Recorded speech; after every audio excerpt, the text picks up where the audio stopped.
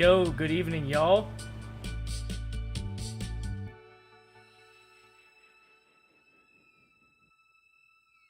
What's going on, Nate? What's up? So for the Mario games, we're trying to unlock Fire Attack in-game in Watch Gallery 4. But the catch is we have to get 65 stars and it consists of games we already played. Yep. Pete, hiya. Oh, hey, Pete, I got a question. So I was at my parents' house on Sunday or Father's Day, and my mom found all of my, like, cards. Not, like, credit cards, but, like, I guess club cards. So she found my old Blockbuster card for the Blockbuster off of Prospect and PCH. She found my old FYE card. Who remembers FYE, early 2000s? And she found her Bristol Farms discount card. So here, and I think she was the only authorized user. So, okay, with that being said, Pete, here's the question. How did the discounts work? Now, on the back of her card, it said 20%. And I don't remember the discount card being that high. What was the procedure with discounts? Wasn't it like all week it's 10%, but then Fridays is 15? Wasn't there like some like regulation they had with like discounts? It's like less during the week, or it's like 6 days out of the week it's like 10%, and then Fridays it's a 15 or something. Do you remember that? So to make things a little interesting, Jamie said that we should conceptualize a drinking game to make the game watch games less boring. That's right. For every fail, we take a shot. Every 100 points, we take a shot. But you don't have to use alcohol if you're that restrictive. We respect your choices. Yeah, that's a good good incentive. Or every star, right? Every star or every life lost is a shot, or every 200 stars is a shot. So if you're looking for a way to have fun while I'm playing the games, that would be the best way to do it. If you're like, okay, I'm tired of hearing these 8-bit random noises, how do I make these 8-bit random noises more fun? Add a drinking concept to it. Add a drinking element to it. I'm doing good. How are you doing? I'm doing all right. Zoe just went to bed. We had dinner. I think Allie's gonna go over the Noxes for a bit, maybe go on a walk. It was always 20%. Okay. I guess for some reason I thought that, like,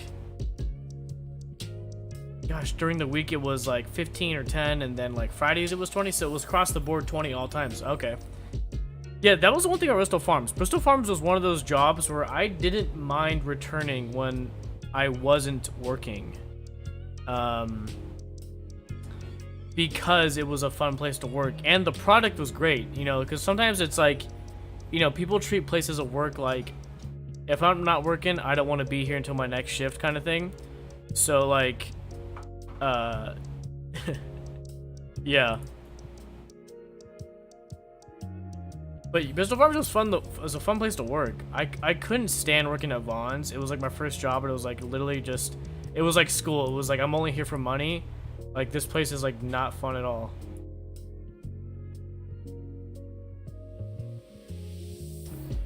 Let's see.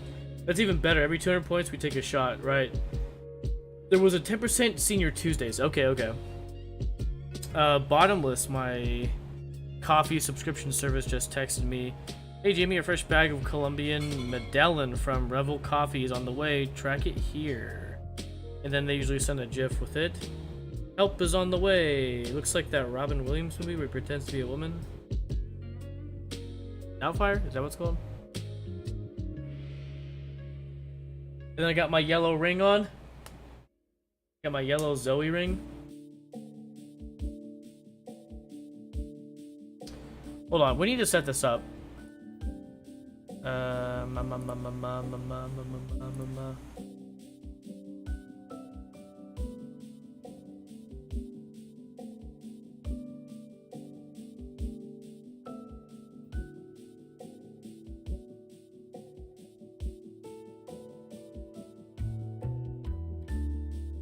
I need to figure out a setting for my stream. How to set up ducking OBS.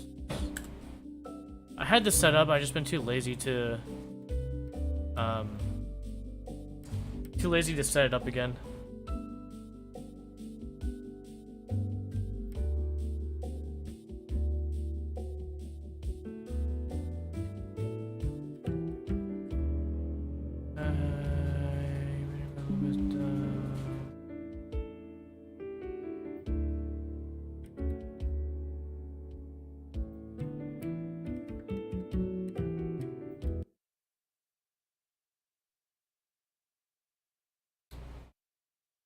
Let's see. Oh, I was gonna say too.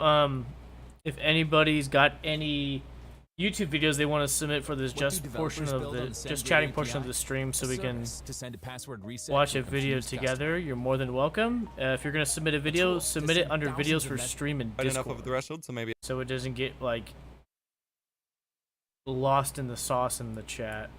Hold on.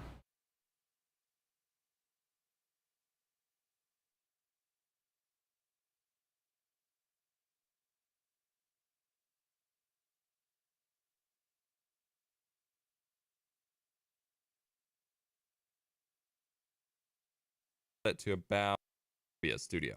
So we're gonna skip past the obvious. I'm not hearing it because this up. Okay. Now click the plus right here to. Okay. But we can set up with a quick plugin change. Filters. We can set this up to automatically lower for our needs. So go ahead and hit the gear icon next to the track that you want to lower, the one that you wish to automatically reduce whenever you're talking. So not your microphone track, but your game sound, your music, whatever that may be. Go ahead and hit the gear icon and hit filters. Now click the plus right here to add a compressor and click on compressor. We're going to give this a name. We're going to call this ducking. I'm hitting the showers as the video play. Okay. That's what this process is called, is ducking the audio under your source. We're going to hit OK. Now once this window pops up, you're probably going to be pretty confused as to what all of these options are. We're going to actually walk through them and make this a little bit easier to understand. So in your filters menu, you have the ratio, which is basically, you know, a basic math ratio of how much you want to squish or silence your other audio source based on your first one. 10:1 is very aggressive. For every, you know, one level of input, it will squish it down 10 times, which isn't ideal. So we're actually going to set this to a ratio of about 3 or 4:1. I'm going to drag this over. We'll say about 3 to 0.5. We'll see how that turns out. Now, the threshold is something different. The threshold is kind of the ceiling of the audio that you're sidechaining it to. So your original microphone audio source, basically the highest, or like the highest point your microphone can reach before it triggers the compressor. So that means if we have it at minus 18, my voice has to reach all the way up to minus 18 dB before the music will lower. We want to lower this. That way the compressor activates sooner. So if we lower this to, say, minus 30, then as soon as my microphone makes any noise up to minus 30, which should be a good range for my voice, you will have to adjust that based on how much background sound you have in your line. Anything at minus 30 or louder will trigger this to happen. The attack speed is basically just how quickly it activates the compressor to lower your music or game sound. You want this as fast as possible, which appears to be 6 milliseconds. I'll see if I can set it to like 2. Okay, it does actually let me set it. So I'm going to set it to 2 milliseconds, so as soon as it can, it's going to activate. Release, on the other hand, is how quickly the audio gets back louder when you stop talking. So if you stop talking and then the music starts to increase, the release is how long it takes. I have originally in my older video had it set really, really long. I'm going to set it to about, we're going to try around 500 milliseconds that's how long it takes it to start going back up. That way it doesn't start coming back up just in between words, but it doesn't take forever to climb back up either. This may be not enough. We're going to see here in a minute. And then output gain, you just leave at 0 because that's just applied to everything. And you just want the normal music volume left alone, and you adjust those dials in your actual mixer. Lastly is the most important one, the sidechain or ducking source. You need to set this to your primary microphone audio or whatever you want to cause it to lower. So this is our music sound. We want it to lower based on our microphone. So I click that and hit close. Now, as I am talking, you can see the music So let me do that again. So I just did. Okay, let's try it out with the.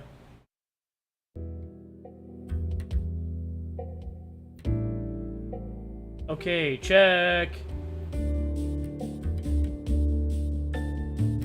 Okay, so we got ducking going on right now. So as I'm talking, it's being reduced. How does it sound?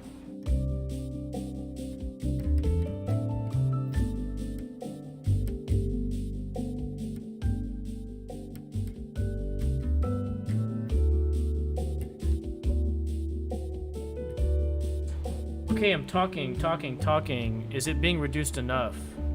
So as I'm talking, can you still hear me over the music? We have the ducking set, aka the compressor set. Music is still loud. Okay, so the music is still louder than my voice. So as I'm talking with the music at the same time, it's still too loud, correct?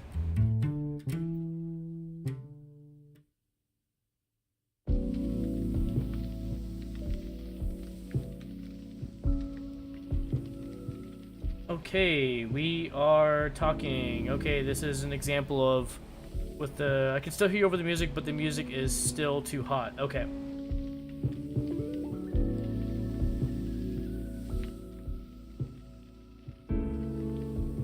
Okay, I lowered the music a little bit.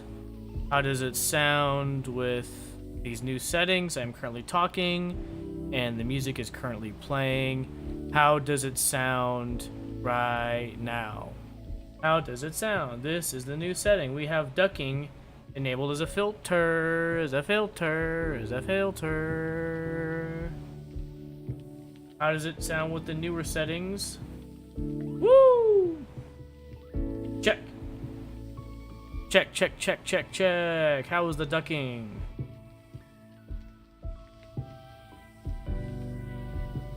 Could be better. Okay.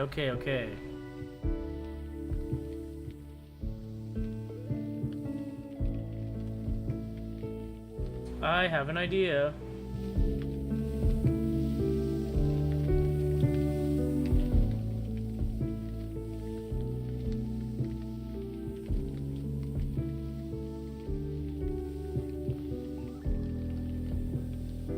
Okay, check.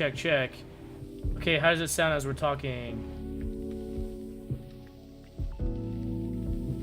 Okay, test. This is the third time we're adjusting it. How does it sound as the music's playing and I'm talking? Is it still too close? Is there a pretty clear difference in the mix? Is this a good mix? Is the music still high? Is it still too high? Is it still too close to the level I'm talking at? Check. How does it sound, this third adjustment? Somebody let me know in chat. How does this new adjustment sound? Does it need to be further adjusted? What do y'all think?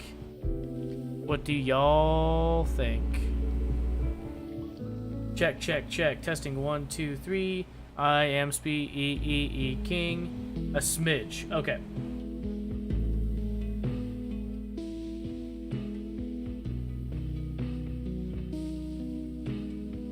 Okay, I lowered it a smidge. This is me talking.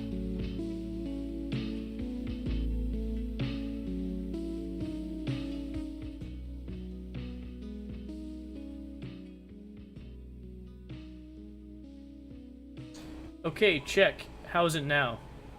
Okay, so this is another adjustment I just did. How does it sound now? Okay, this is a fourth adjustment I just did. Need your opinion on the levels now. How does it sound now?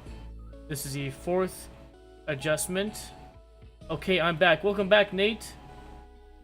This is the fourth adjustment. How does the mix sound? Am I still too loud? I'm sorry, is the music still too loud in the mix? Sounds good. Okay. Thank you, Pete. Appreciate it.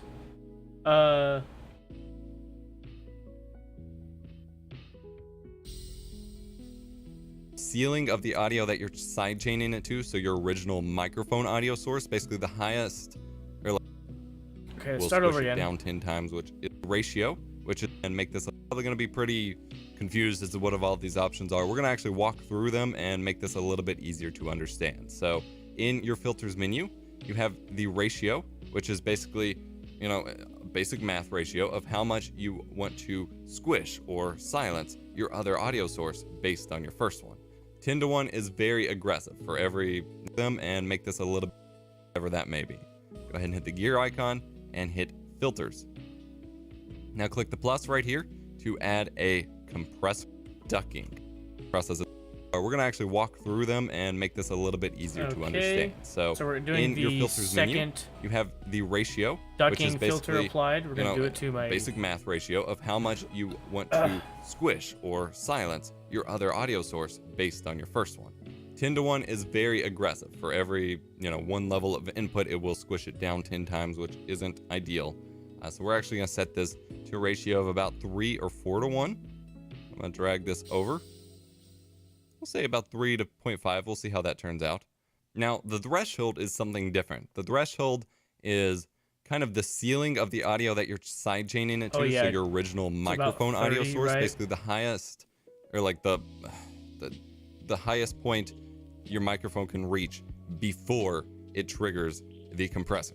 So that means if we have it at minus 18, my voice has to reach all the way up to minus 18 dB before the music will lower. We want to lower this, that way the compressor activates sooner. So if we lower this to, say, There he minus is. 30, We got him, then as everyone. soon as Yo, my what's going microphone on, makes Kevin? any noise up to minus 30, which should be a good range for my voice, you will have... Kevin, we are currently setting up a compressor, aka ducking, with a couple sources. So I've done the music, so I don't know if you hear right now, so I'm not going to talk.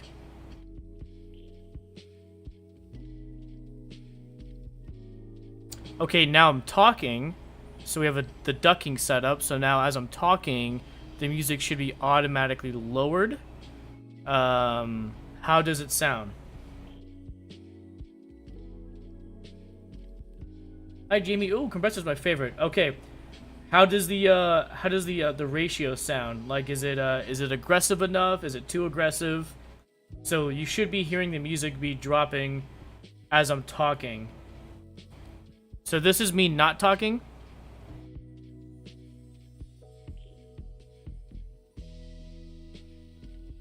Okay, this is me talking now. So the ducking should be working, the compressor should be working. The music volume should be lower in the mix as I'm talking. And I'm gonna stop talking and the music should get louder again.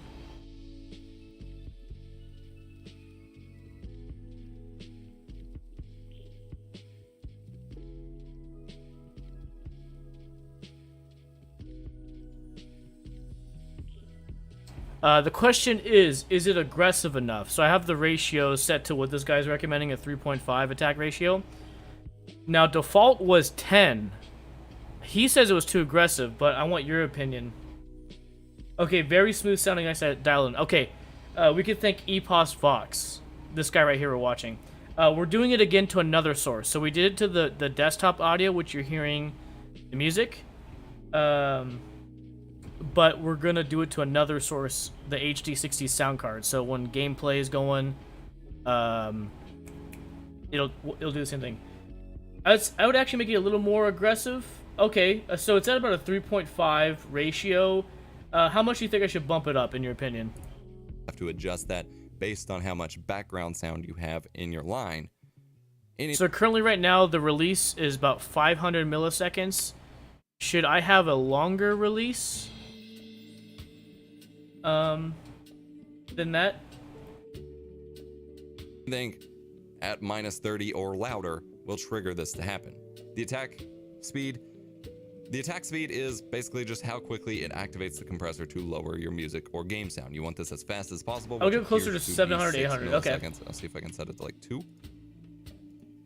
Okay, it does actually let me set it. So I'm going to set it to 2 milliseconds. So as soon as it can, it's going to activate. Release, on the other hand, is how quickly the audio gets back louder when you stop talking. So if you stop talking and the music starts to increase, the release is how long that takes. I have originally in my older video had it set really, really long. I'm going to set it to about, We're going to try around 500 milliseconds that's how long it takes it to start going back up. That way it doesn't start coming back up just in between words, but it doesn't take forever to climb back up either. This may be not enough. We're going to see here in a minute. And then output gain, you just leave at 0 because that's just applied to everything. And you just want the normal music. So I think he even mentioned the 500 may not be enough. So I think he's right. So this new source, which is the HD 3.5 to 4. Okay, I'll put it at 4. It was at 3.5. So maybe let's bump it to a 4, would you say?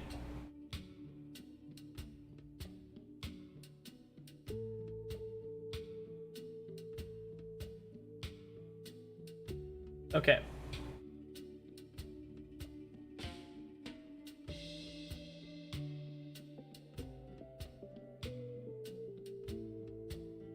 So currently we have, okay, so here's what we got. Okay, hold on. Let me try it again. So let's bump up to 4.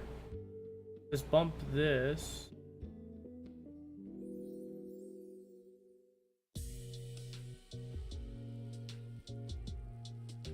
Okay. Okay, so here's our new settings. We got the ratio at 4. Threshold is 30 dB. Attack is 2 milliseconds. Release is 700 milliseconds. Output gain is 0 dB. I don't know if I'm going to mess with that.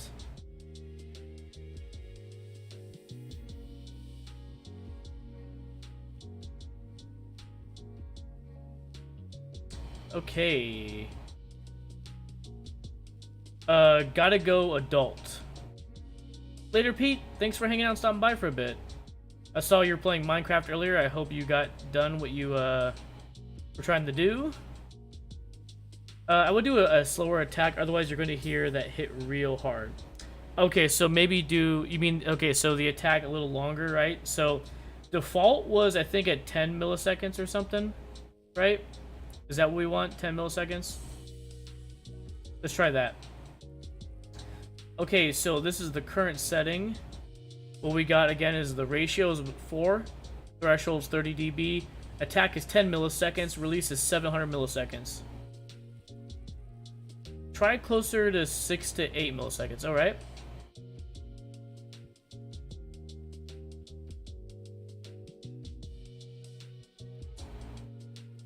Okay, this is the new adjusted setting.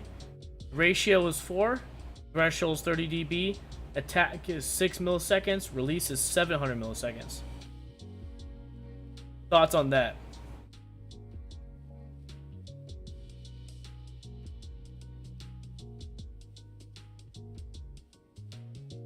Yeah, that sounded good. Okay, very good. I got a question. Is the music dropping too low? I need your opinion on that.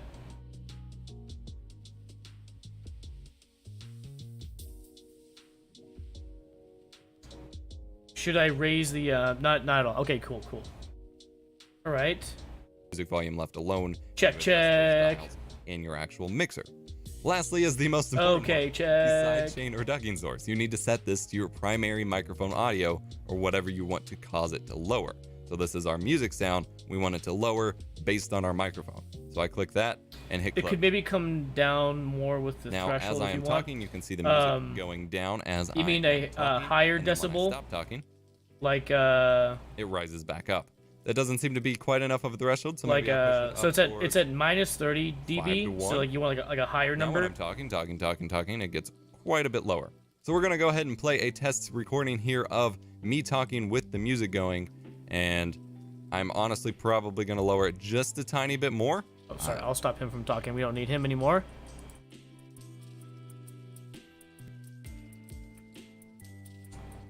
So currently the threshold's at 30 dB. That's kind of the same. I think it's about the same dB I have the noise gate at. Anything too much stronger than that, like we'll get like what I'm looking for? It'll be like too strong. So yeah, my noise gate's at 30 on my mic. But yeah, so default, it's interesting. So default on the noise gate, it's like 26 dB.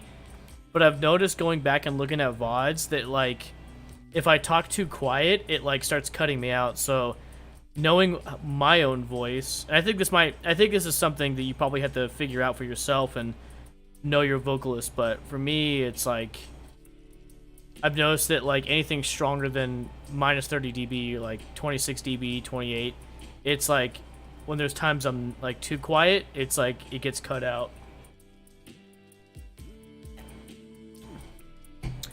Which brings me to another point. I remember you saying that was the benefit of working at the church is you sort of get to know people's voices and like their style of singing and how loud they sing. And you got to really like hear their like tone. So like you're like, oh, usually with Rachel, usually with Sierra you wanna, usually with Katie Butler you wanna, usually with Matthew you wanna, which was kind of cool. So I'm always curious about like guys that do live audio like at the House of Blues, if like, you know, they don't really get to know their musicians or the vocalists, so they probably just have like a basic template.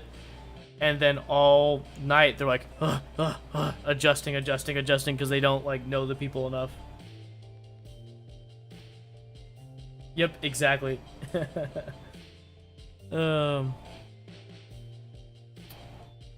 But anyways, name dropping. Sorry, I got a call. Standing by.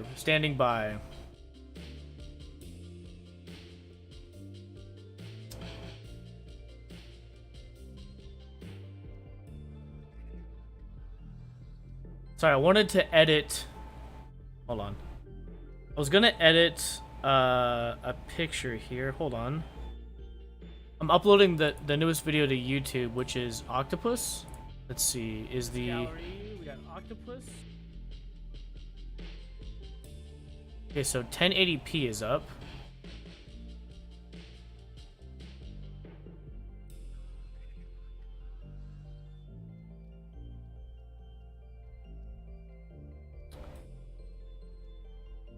So it's still processing the HD version of this.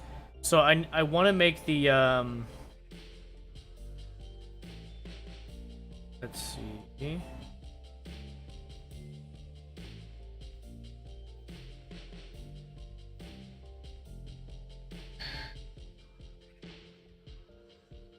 I want to make the YouTube thumbnail on Canva. By the way, Canva's a really good source for using like video, like for, you know, picture editing software for like thumbnails or social media. Me and Allie got the premium, which is really cool. You know, you have options of doing all this stuff. So this is still processing the HD version, huh? We might have to come back to it later. Because I want to take a screenshot of me at some point in this video and, like, you know, do a remove background so I can add it to this right here for the thumbnail for this octopus video. So I'm kind of behind in terms of like uploading videos to YouTube. So let's see. So octopus is like it's actually game 11. Don't pay, if you ever see the numbers here, don't pay attention to it because it's offset by 1 because the number 1 line I'm using as this title, platform, completed, release date, own. So technically this is game number 1, and I put a little like number 1 here just to help me remember. So octopus is technically game 11. 1, 2, 3, 4, 5, 6, 7, 8, 9. I'm sorry, it's game 9. Right, it's offset the other way. Game 9. Jeez. Okay. It's the 9th game on the list. Boom, there we go. I might start experimenting Canva. Yeah, it's great. I'm sure it'll work for church too. And again, it's free. With the premium, you get obviously more, but you can get away with a lot. YouTube, let's call it YouTube thumbnail, PTF Mario game, and watch Octopus. Let's at least save it. Nightbot. Oh, let's also make a new Nightbot command. I was gonna say is that I'm just curious right now. So if we go to my stream on Twitch, do we have transcoding? This is something I'm always worried about. Oh wow, they actually gave us transcoding. That's so cool. Look, you can watch it 720, 480. So yeah, I think I still might make the command in there for people that want to use YouTube instead. Like, hey, if transcoding is not available, and you need a lower resolution setting to watch the stream,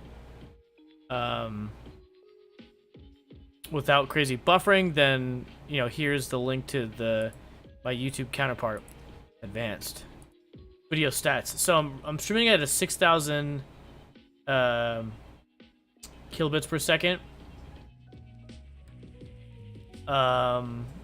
So apparently you could stream at 8,000, but I'm afraid of doing that because people are saying it's like a workaround to even get like a higher fidelity 1080p 60.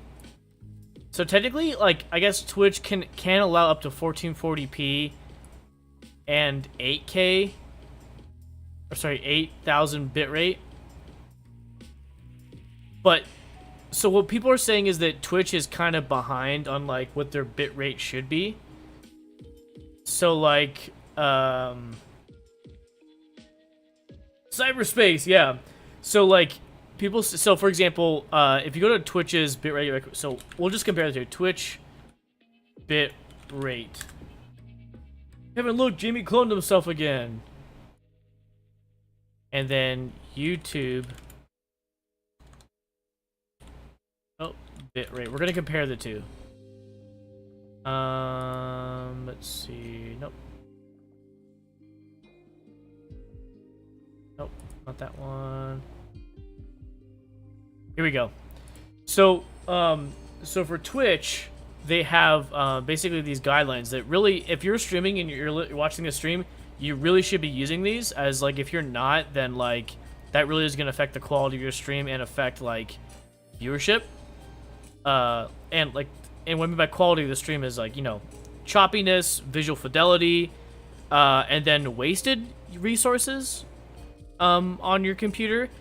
And wasted in two ways, right? Like, you can be doing more, right?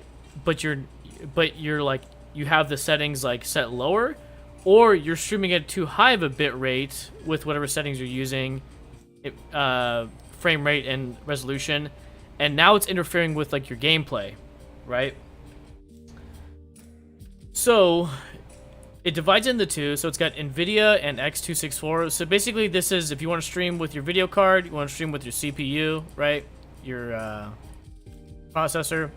So this is what I'm streaming right here. I'm using on my laptop, our gaming laptop, I'm using NVIDIA because it's got a 3050 in there, so it can definitely bear the burden of this more than this.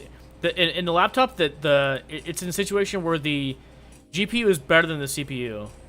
So I want the burden on the GPU because it's a dedicated laptop for streaming. But when I was doing a single stream PC on my NZXT, it has a 3080 in there, and then I have I have an Intel i9 18500K. So I was using the GPU to game, obviously, and then the CPU I was using for encoding for streaming. Anyways, that being said, let me just give you an example of like what I meant with the comments of Twitch is kind of behind and what they're actually recommending. So they actually say that at 1080p, 6,000 bitrate is not enough. So 1080p 60. So 1080. So it's actually as funny as it like what they're recommending is technically what most people say is like should be a step lower. So for NVIDIA and their 1080p 60, they're recommending a 6,000 bitrate.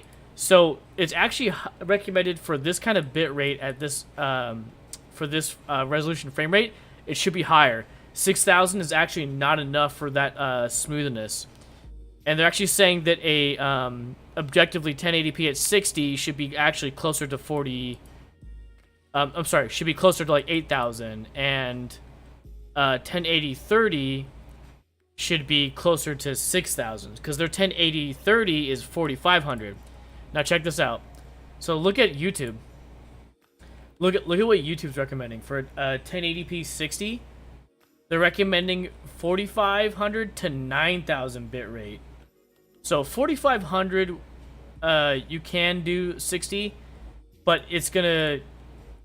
What happens is that when and I've been learning about this a lot. So if you choose a resolution, but your bit rate is too low, it's like having a canvas that's too big and not enough paint.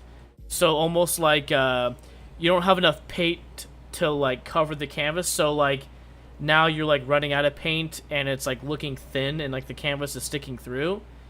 So if you're like streaming at like a resolution and your bit rate's not high enough, that's kind of like, so like people think 1080p, so it needs to be at 1080p. I don't want to stream at 720. I don't want to stream at 640 or 540 or 480. But like, and so I want to stream at 1080 because that's I recognize the resolution. But like if your bitrate can't support that, it's just gonna look like bad. So it's better you stream at a low resolution. You find out what you can do, and you've picked the appropriate resolution and that bitrate to go with it. But the point I was trying to make is that look how high YouTube actually recommends for the bitrate to be something closer to 9,000. So this is where it gets interesting. Is that technically you could stream again at a 1440p bitrate on Twitch. They don't announce it because they don't have. I don't think they have the resources to like support that. But technically, you can stream at. People have found out they do support 1440p streaming. One time, I was messing around, and I forgot to change the resolution, and I accidentally went live at a 1440 bitrate, and I was like, oh my gosh, nobody's gonna be. I'm sorry, 1440p resolution. Nobody's going to be able to join that stream. So I quickly exited the stream and turned it back to 720p. But yeah, so 1080p, so technically Twitch can do that. But what they're saying is that for 1080p 60, it should be closer to like 9,000. Because at 1080 60, 6,000 is not enough to support that. And it really should be 6,000 for the 1080 30. So that being said, is that you have a lot of people knowing that Twitch can support 8,000 bitrate and 1440p, but unofficially, people, what they're doing is streaming at 1080p 60 and using an 8,000 bit, 8,000 kilobyte bit rate, and so that actually the 1080 60 stream is actually, that's the correct formula, 8,000 with 1080 60, and that's like the perfect. Okay, sorry, I'm back. Welcome back, Kevin. We were just talking about bit rates and coding. So look at this. So 1440p, look at it from YouTube. It's just encoded for streaming. They're actually recommending 13,000 for 1440p 30, 18,000 for 1440. So do you get what I'm saying? So Twitch is saying that you should be doing 6,000. But really, this 6,000 should be like something for streaming at 1080 30, not 1080 60. And 1080 60 should be something closer to like, as they're saying here, like 8,000, 9,000. So, but Twitch does not support anything higher than 8,000. So apparently, if you go higher than 8,000, Twitch like will just like shut down your stream or something like that. Like it just won't work. So people found out 8,000 is the cap, and then people are. But, like, I remember what I was saying is that people found out Twitch does support 1440p streaming, but nobody does that because, again, the point is that Twitch is recommending what's a step behind, so with their bit rate compared to the resolution and frame rate. So people are streaming 1080p 60, 8,000. But if they stream at 1440p 60, 8,000, it's going to be the same issue of, like, streaming at 1080p 60 with 6,000 bit rate, or 4,500, like too low of a bit rate for that resolution anyways. So okay, I hope that makes sense. So all that to be said, we checked and currently my stream does have encoding. So if you can't watch it at 1080p, you could drop it to 720 60. You could drop it to 480, 360, 160. So if you're on a if you're like on a if you're on a mobile device, I would recommend going like low res. If you're on the internet that is not that fast, and if you've got a bunch of devices connected and I'm up on your second monitor, I would actually recommend, just so you're not interfering with like the quality of like your download upload speed and streaming whatever you're doing right now while my stream's on in the background, I recommend doing 480. Actually, I do that quite a lot. So when I'm like watching somebody and I have them on the second monitor, I will actually drop their stream to like a 480, like a standard def resolution, because at that point, like, visual fidelity and audio isn't that important to me because they're like on the background. It's like having a TV on in the living room. You just sort of listening to it, you see it in your peripheral, you're checking here and there, like, you know. And so with that being said, like, I don't need the watching a stream at 1080p 60, because that does I've noticed it does bog down. Even though I have a gig over a gig, it does bog down whatever else I'm trying to do. So I do like set it to a standard def and put it to the side, you know. So I recommend the same thing too. But yeah, thankfully I have transcoding, because if I didn't, then I'd say get the YouTube. But I think I'll come up with that command later. I was gonna add it to Nightbot and have it go off like intermittently, like 20 minutes. Like, hey, if you transcoding's not enabled on Twitch and you're having trouble buffering, you know, watch me on YouTube. I think I'll do it later. Kevin, maybe I can give that task to you as my happy helper here, the VIP happy helper here in Twitch. Is if you know some streams, if you can, if you can remember it, right? Check to see if I have transcoding. If I don't, let me know, or let the chat know, like, hey, transcoding's not enabled. If you're having trouble watching the stream, come join us on the YouTube side, not the YouTube. That sounds like a boomer. Come join us on the YouTube stream. And how do I check for that? So whether you're on the phone or your desktop, laptop, whatever it is. Sorry, let's focus on something else. Yeah, no, totally. So basically, you pull up the stream like this, right? Hold on, let me just. Here we go. So the cog wheel right here, the settings wheel, right, on the bottom right hand side of the screen. You should be able to see it on your phone too if you're on a mobile device. Basically, this is the transcoding, right? When you see the list of all these different resolutions. So you probably heard me talk about it, is that when I go live, sometimes Twitch does not give me transcoding, and it will be only the resolution I'm streaming at. And this was the problem that Chris had at his parents' house when he was living with them, when he was upstairs, is that I don't know if you remember, but he was like, I have to switch to an audio stream because tonight I can't choose a low resolution, so I literally have to do audio only. So when you're on a when you're on a mobile device, there is an option below like the lowest setting called audio only.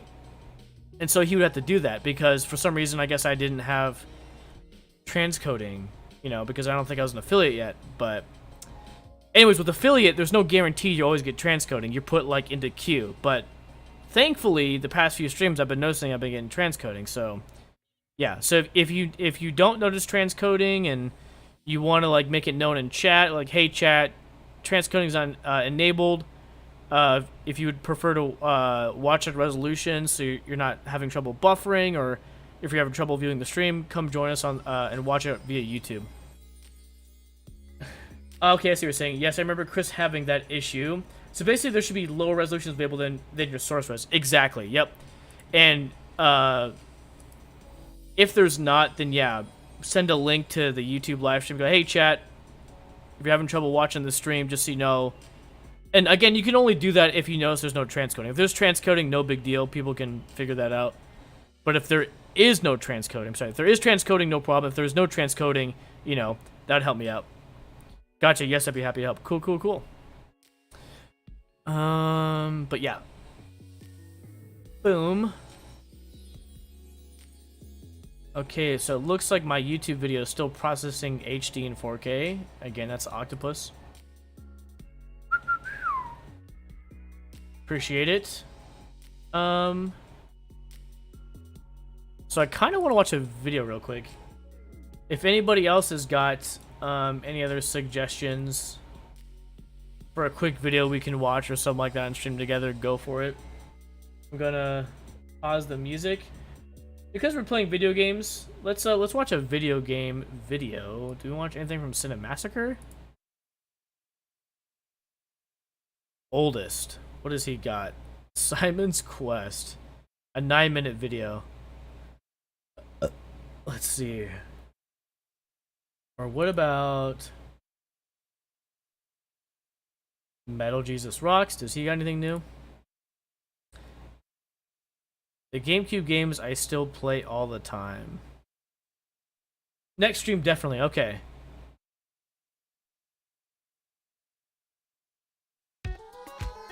So let's check out this Metal Jesus Rocks video real quick. Then after this... Hey guys. So it could be gaming, food, something funny, you know, whatever. No big deal. Metal Jesus here. One of the things I love about my game collection is that I'm constantly bouncing around between systems. One moment I'm playing the PlayStation 5 and Xbox Series X. The next moment I'm on my Game Boy Advance. And then maybe I'm bouncing over to the Dreamcast, or I guess now even the Steam Deck. But one system I always come back to is the Nintendo GameCube. Now you guys know I was not an early adopter of the system.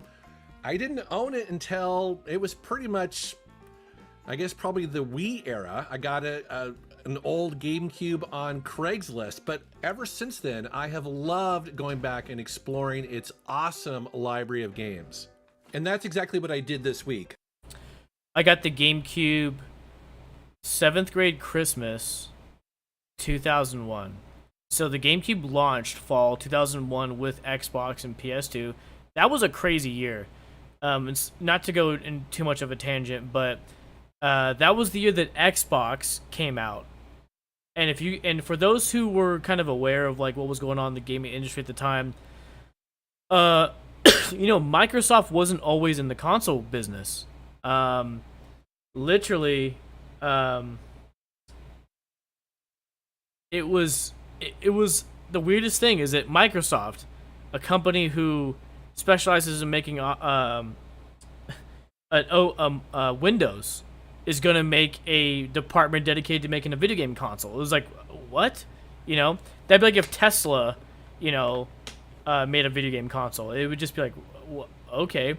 So, and at the time, who was actually leaving out the door in terms of developing consoles was Sega.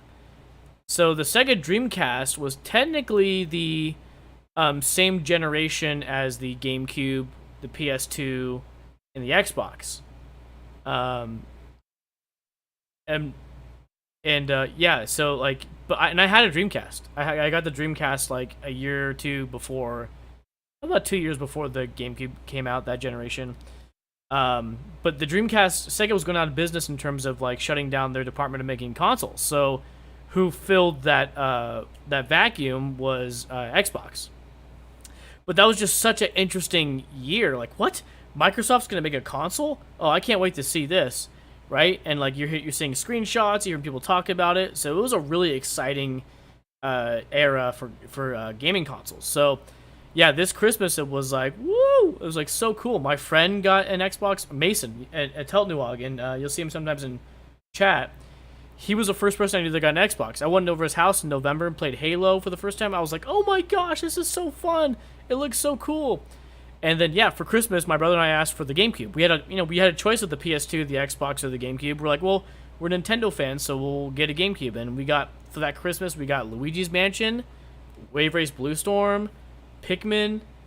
What else got launched that same year? Did Super Smash launch? Was it a launch title? I can't remember, but yeah, it came out November 2001. We got it for Christmas 2001. Anyways, I just wanted to comment because he mentioned he got it like during the Wii era, so like a whole generation later on Craigslist. Like he was not part of, or he didn't care about that generation, so he got it later. So I'm going to share with you in this video. Keep sending your complaints to Warner Brothers regarding the lack of Hydro Thunder HD. Dude, so you know what's funny about Hydro Thunder? Did you know that they actually made a sequel to Hydro Thunder on the Xbox? I got my GameCube when I was in 5th grade. That's right, because I'm 2 years older than you. I actually got the Dreamcast when I was in 11th grade. Okay, a little later. So Smash Bros. Melee was a launch title. Okay, so then I also got that as a launch title. the 8 GameCube games that I still play all the time. Starting with Geist. So this is a very unique first-person shooter that is exclusive to the GameCube. I've actually never heard of this or seen this game. In this game, you play as a poltergeist, hence the name of the game, or basically a ghost, and you have the ability to possess both living and also inanimate objects. What keeps me vital? Fun is always vital. And the simple things, like vital proteins. Every moment. Was that the is vital. Hermosa Beach Pier? Was that the Redondo Beach Pier? What's vital to you? Arctic Thunder. Yeah, I remember playing that in arcade. For the first ever Chevy Silverado ZR2. I'm 32, was actually held back, which explains why I graduated in 2009. Okay. So I'm older than you by just 1 year. I'm 33.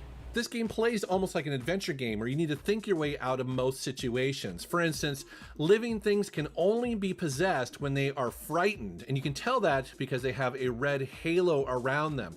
So for instance, in this scene right here, I need to possess this, I guess he's a guard, and you'll possess the ladder that's leaning over against the wall, and once you're inside of it, you are seeing the point of view of the ladder. It's kind of funny, but you basically tip it over, which startles the guard. Then you'll hop out of the ladder and fly across the room to possess the fire extinguisher, and then you can spray the guard, hence kind of elevating his level of being scared. Once he has that red halo, then you can possess him and continue on past the level, but you're inside of his body, so you have his appearance and also his weaponry. Another scenario has you possessing an engineer that has the ability to fix fuse boxes. He can operate computers and turrets and give you more access that you couldn't with, say, a guard. A very But it odd goes beyond premise that. for a game. Instance, you'll possess a dog, which will allow you to get past some of the guards. And then at a certain point, you'll possess rats, which will allow you to get access to holes that are in the wall. So you'll go behind the wall and get around some of, like, say, the force fields, things like that. This game is definitely not a looker, and yeah, it feels very dated, but man, it's sure a blast to play. Speaking of which, actually, one of the things that never gets old is when you will possess, like, say, an exploding crate or grenade. Dude, that is just so much fun. So yeah, it's a very interesting game. It only came out on the GameCube, and I totally dig it. Next up is a game that's not going to be very surprising to many of you because I love arcade racing. Okay, so the F-Zero franchise is amazing, right? The first F-Zero game came out on the Super Nintendo. F-Zero X, I actually got for Christmas. Wait, was F-Zero GX a launch game too? No, I think it was like a year later. Can somebody verify that for me? When did F-Zero GX come out? If it was a launch title, then I got it, but I think I got it the following Christmas. But yeah, huge fan of the F-Zero franchise. I played F-Zero X so much on the Nintendo 64. I got that the Christmas it came out. It came out like 90 something. I think I got it the same year I got Extreme G. Interesting thing though, I didn't like F-Zero GX that much. I felt like they kind of lost their touch. And if you haven't noticed, they have not made a sequel since the GameCube. They didn't make one on the Wii. They did not make one on the Wii U. They have not made one on the Switch. I don't know why. It's a great IP. But yeah, GX kind of felt like GX to me kind of felt like the Banjo-Kazooie nuts and bolts. It felt like it was kind of just like it lost its touch. Games, and one of the best ones ever made is F-Zero GX. 2003 and 1998. Okay, so I got this maybe 2 years later then. Maybe Christmas 8th grade, Christmas 9th grade. Anyways, and then 98. Okay. Now, the F-Zero series has been around for a while, but I do think that this is probably my favorite one.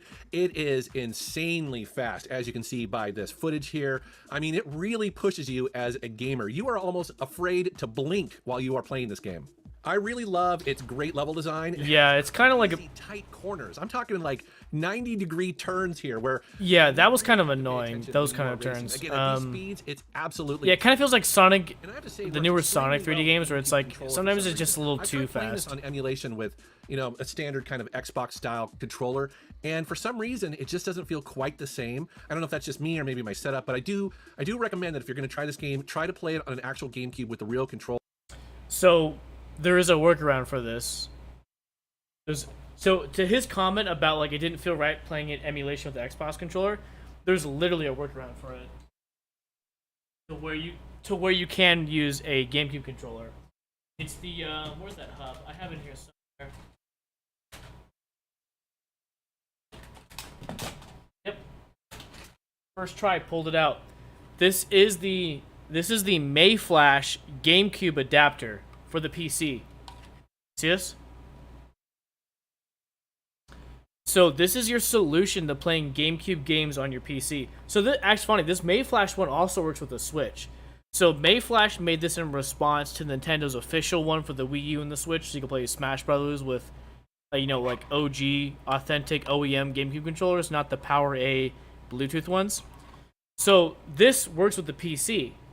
And so this is how you would have an authentic GameCube experience in response to this. He probably doesn't know that. I would love to let him know that this is an option, that he can actually play his OEM controller's emulation and then make the game look way better and play it in like a 16:9 ratio at 5K resolution. But like, who am I? A nobody. If I ever get big and I'm able to have a conversation with Metal Jesus Rocks, I'd be like, hey bro, remember that video about like, I tried playing, you talk about GameCube games that you love to play emulation but didn't feel right because it's on your Xbox controller or whatever. I was like, dude, get this for your PC, plug in your OEM controller, play the games in a high resolution, and you'll have fun.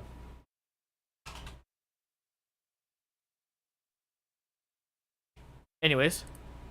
Because I do find it to be better than other solutions.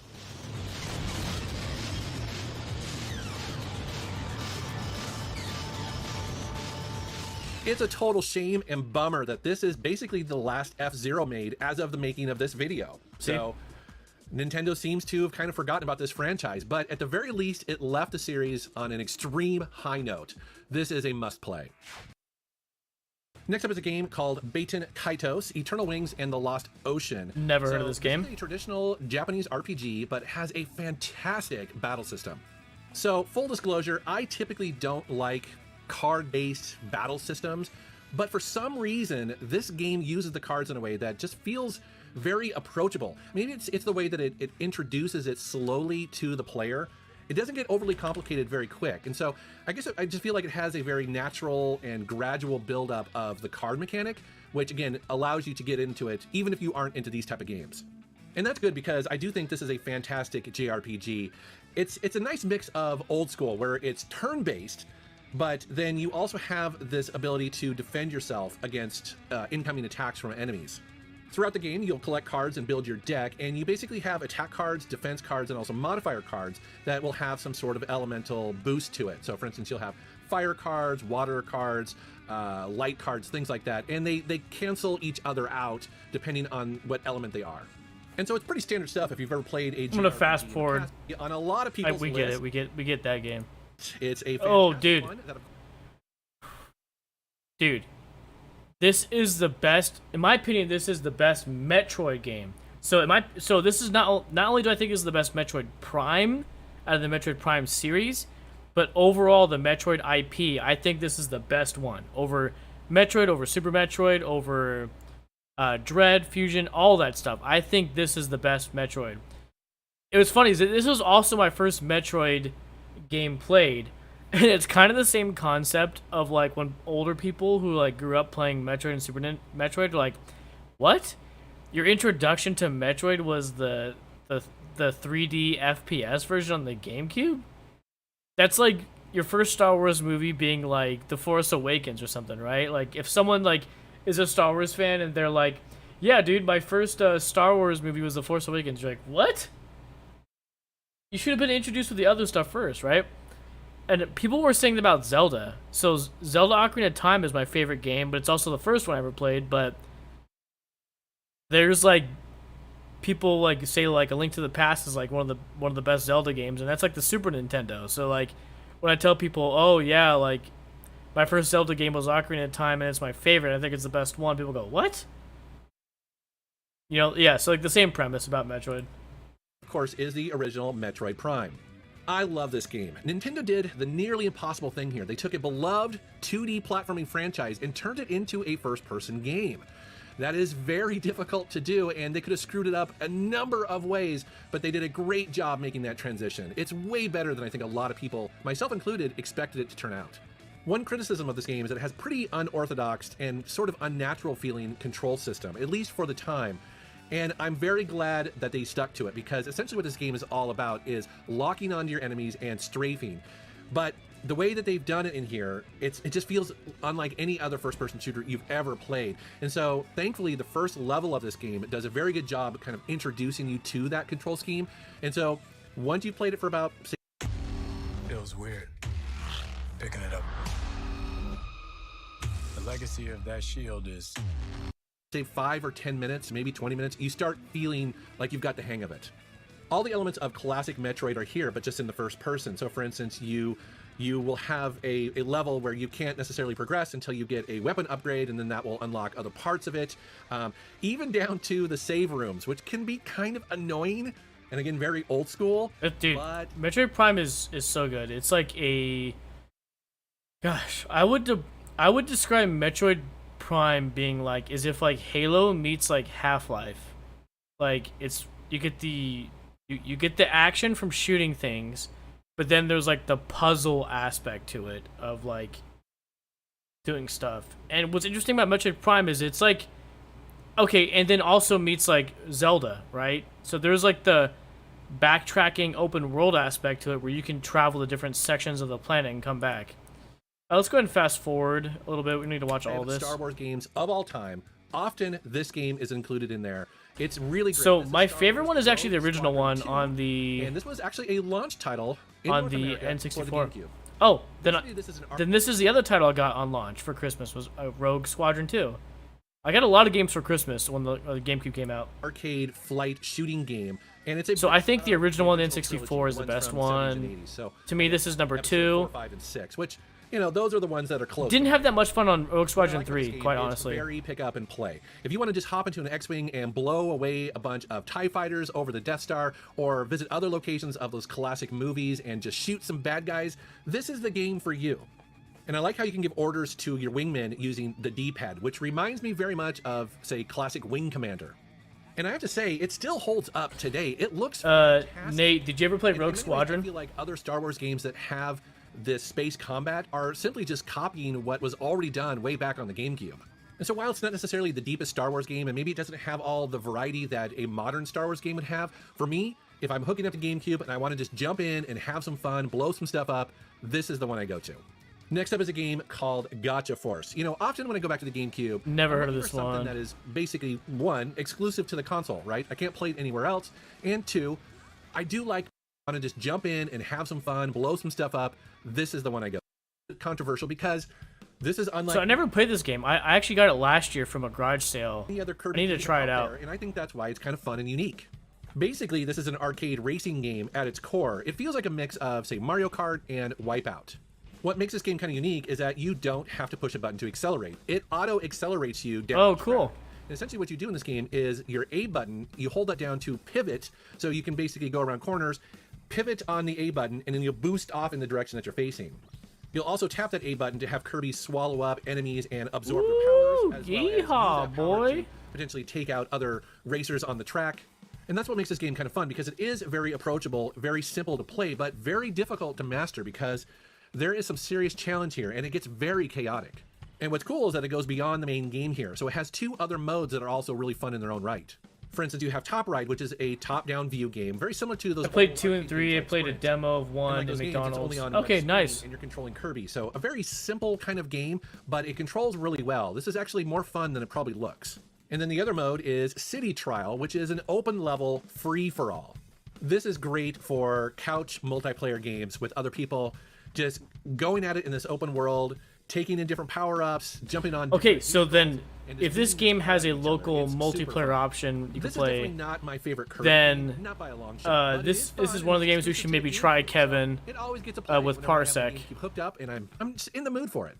So anyways, guys, that is 8 GameCube games that I still play all the time. Such a fantastic console. I could have easily mentioned many more first-party exclusives and also third-party games.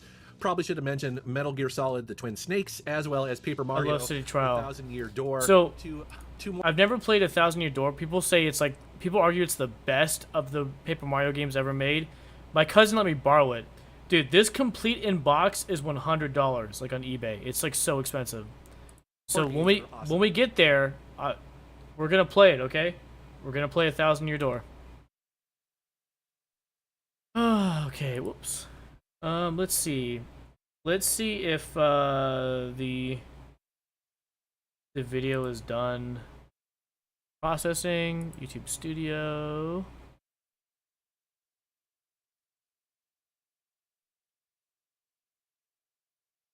Okay. Content. Still processing the HD version, okay.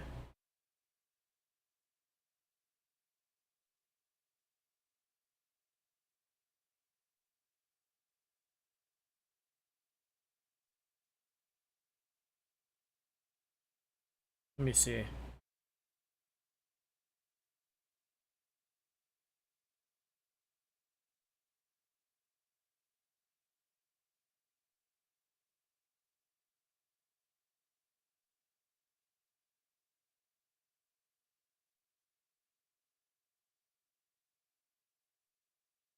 Okay, hold on 1 second.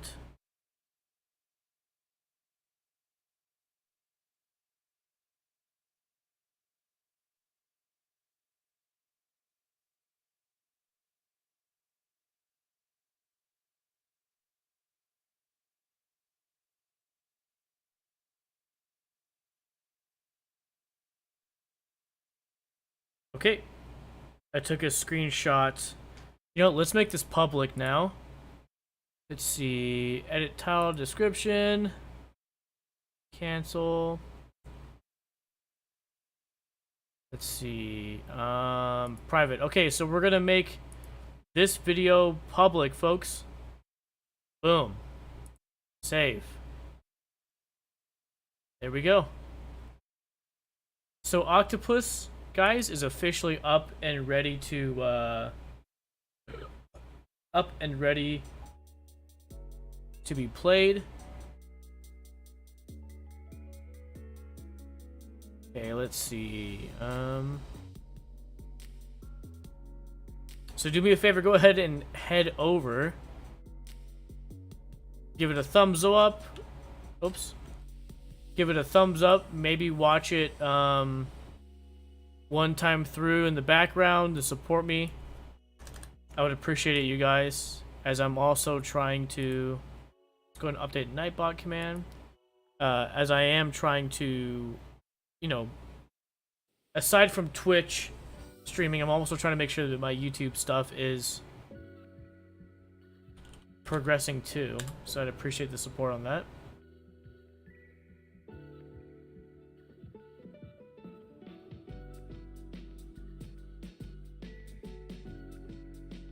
Oh man, come on.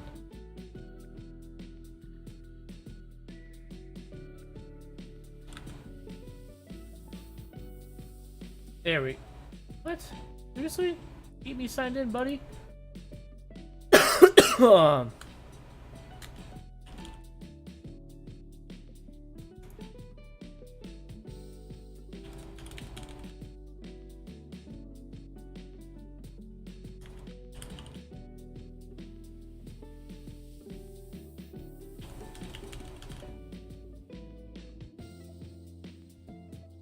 Please don't do that. Okay, thank you. Stupid code authenticator. Okay, so let's go ahead and add image. Oh, you know what? We're gonna have to do this image separately. Okay,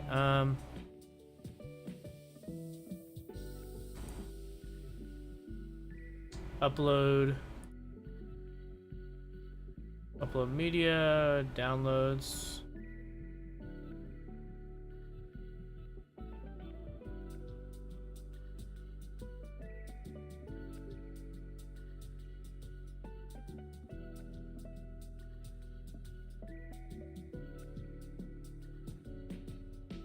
What? The heck is this?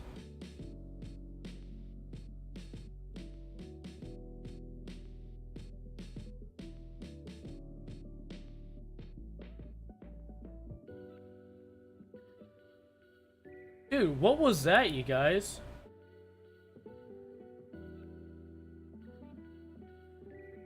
What the heck cat was that?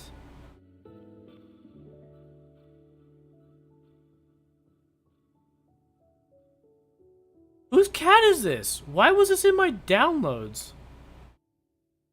What the heck is this? What the heck? Whose cat was that? What? Does anybody know whose cat this is? Kevin? Does anybody recognize whose freaking cat this is? Why is it? What? Why is it in the downloads? It was downloaded June 14th? Dude, whose cat was that? What the heck?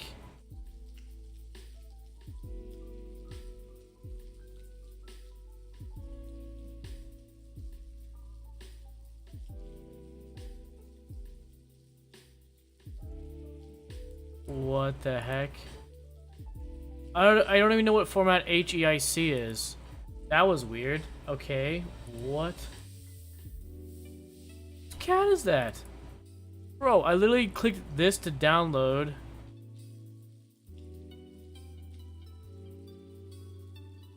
What? Bro, whose cat is this? How did I download this June 14th?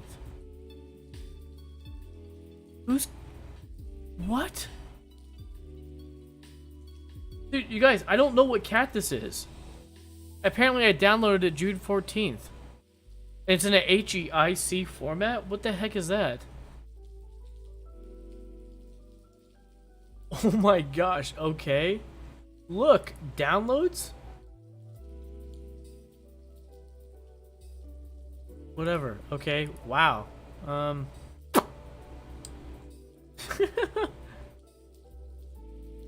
Okay, it says background.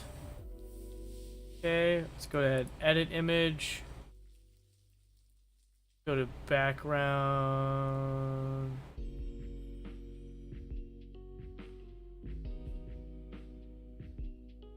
Background remover.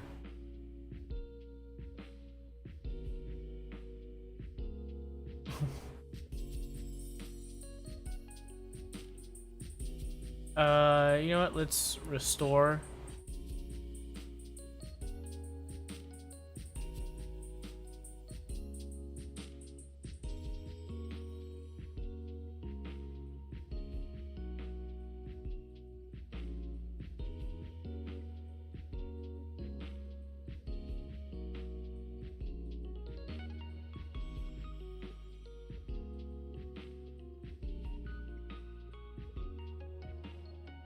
You know what? Oops. Try that again.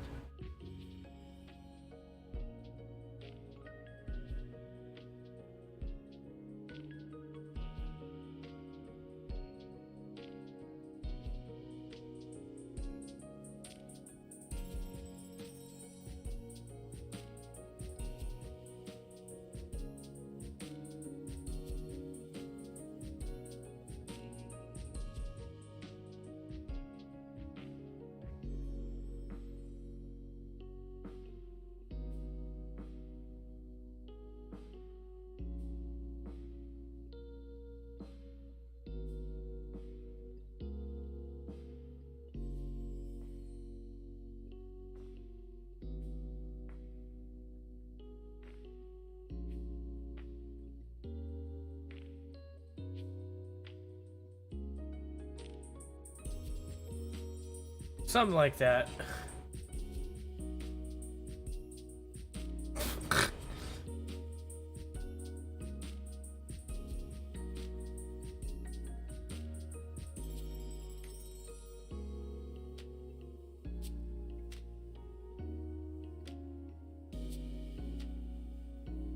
How do you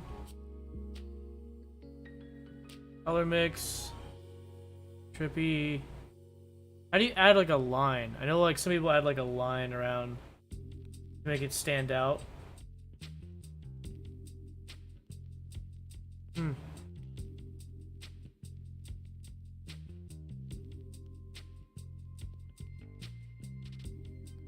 Maybe glow?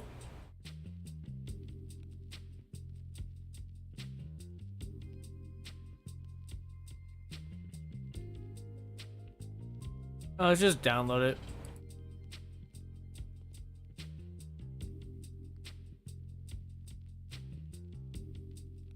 Okay, now we can go back to this. Yep, done. Upload media. Loads. File design.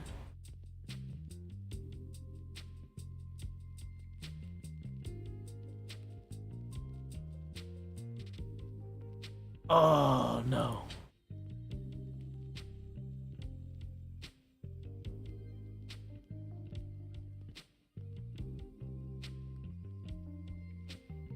Transparent background, dude. That's where I wanted. There we go.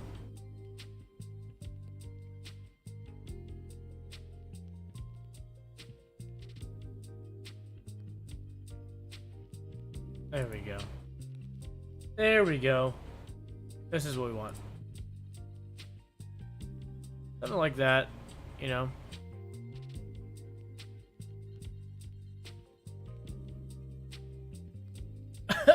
I don't even know what expression you would call that. That's like a I'm over this game expression. Like, ugh, jeez. That's generally a pretty accurate. It's generally a pretty accurate expression, right? When like towards the end of the Game & Watch game, I'm like, I'm over this, man. Okay. Game & Watch gallery. Do we have Game & Watch gallery? Oh yeah, we got this.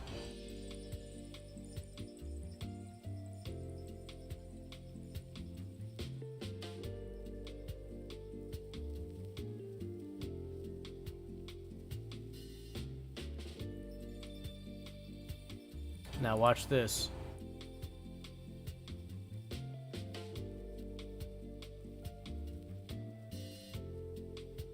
There we go.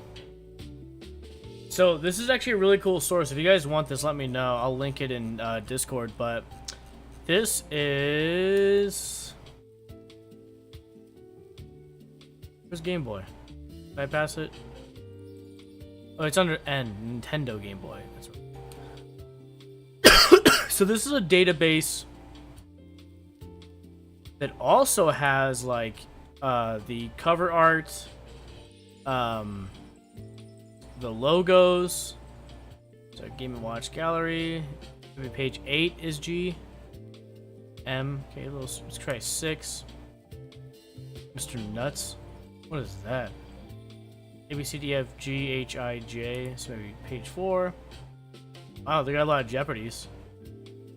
Okay, let's go down to Game Boy Gallery. Game & Watch Gallery, here we go.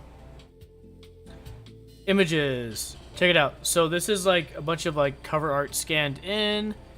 They also tend to have these, check it out.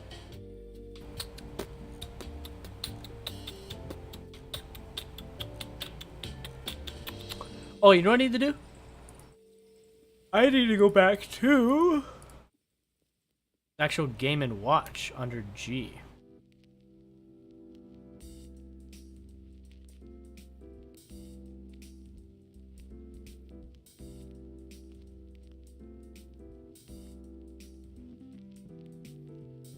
Oh, Nintendo Game & Watch.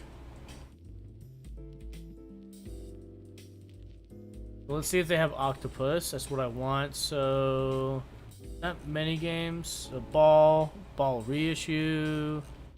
Should be under O. Let's go on O. Again, I'm trying to get assets for the YouTube thumbnail. Oh, it's probably 3 or maybe 2, huh? A lot of games came out for the Starbucks had a Game & Watch. Oh, it was like a wrist.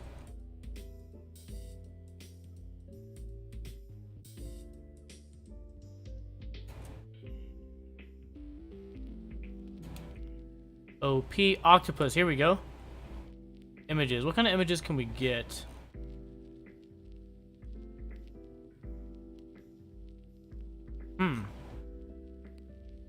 Widescreen.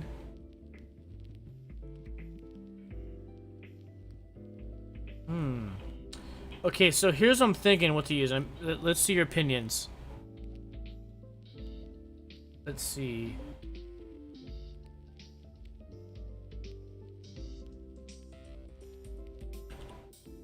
I'm gonna do a poll in chat, you guys. It's only gonna work on Twitch, so octopus.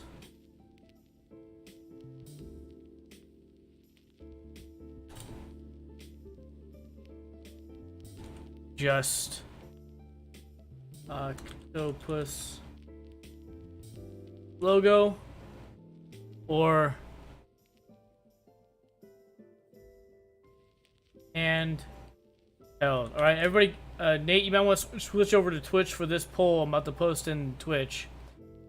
It's going to be basically it's gonna be a poll in Twitch. Inside Twitch in chat. So if you guys are listening to this stream, you got me on in the background. Tune in to this, what I'm saying right now. Then go back to what you're doing.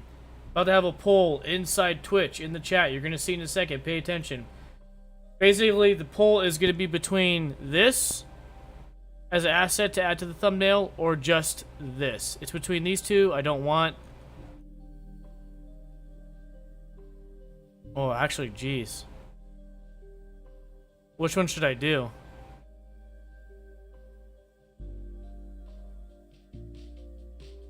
Handheld picture, and then actual handheld. Okay, so we got three options. We got three options. So make sure you guys are in Twitch for this poll. It's not going to work on YouTube, Nate. If you want to participate in the poll, you don't have to if you don't want to, but it's going to be basically you're going to have three possible ones. You're going to have octopus logo. You're going to have this scanned version of like the actual handheld, or it's going to be the handheld picture. So you're going to see it titled as just octopus logo, handheld picture, or actual handheld, which is this. So let's go ahead and get that going. Start poll. Okay, you guys got a minute to submit your results in Twitch.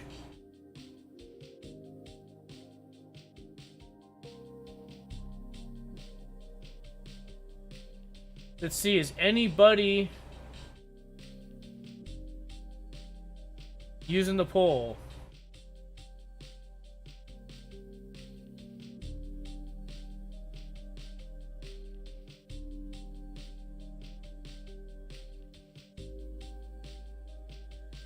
So got actual handheld. Okay. Gotta vote for that. Let's see.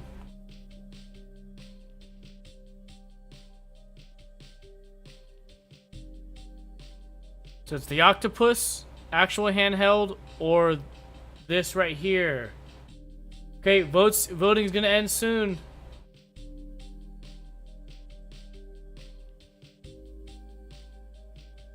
Okay, so it looks like what won. We got one vote for the actual handheld, which is this one right here. So let's go ahead and download it, folks.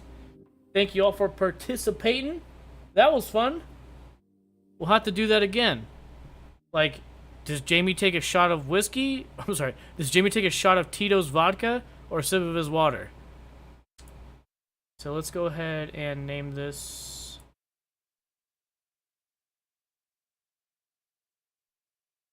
Game and watch octopus and held. There we .png. Cool. John Manuel's trying to FaceTime me live. Let's entertain this.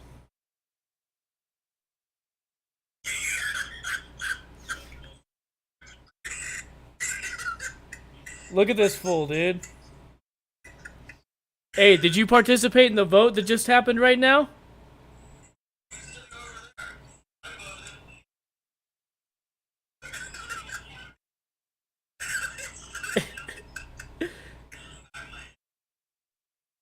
Turn around! Turn around!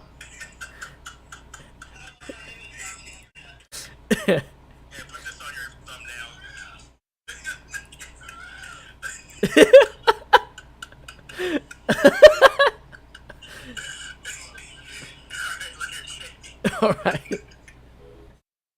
Oh man. Wow, that was a little chaotic. Oh man. Yo, where the frick did the downloads go? Wait, where is this at?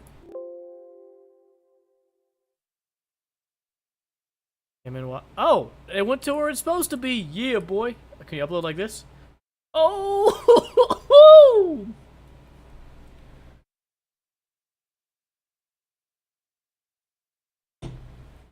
Okay. Go ahead and add this asset.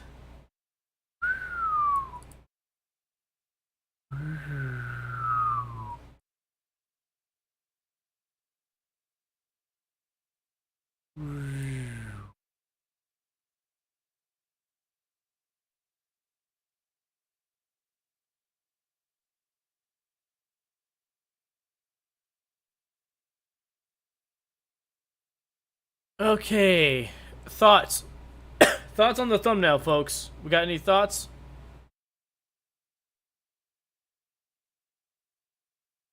Positioning. Positioning of things on the thumbnail. This is time for our input from the community, right? Where's my expert advice at? Where's my expert advice at? You guys like the positioning of the thumbnail? Should things be switched around? What do you think?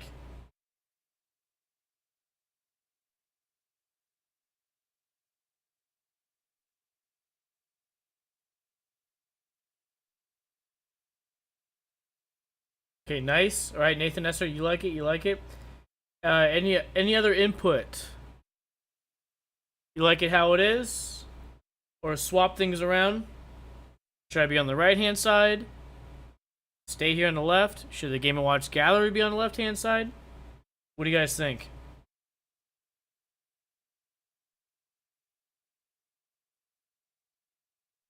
If not, I'm just going to download it.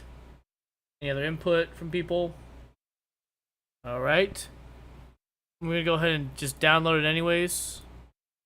If we got some stragglers that want to comment later in the stream, if you think about it and you want to suggest, we can always come back in here and edit.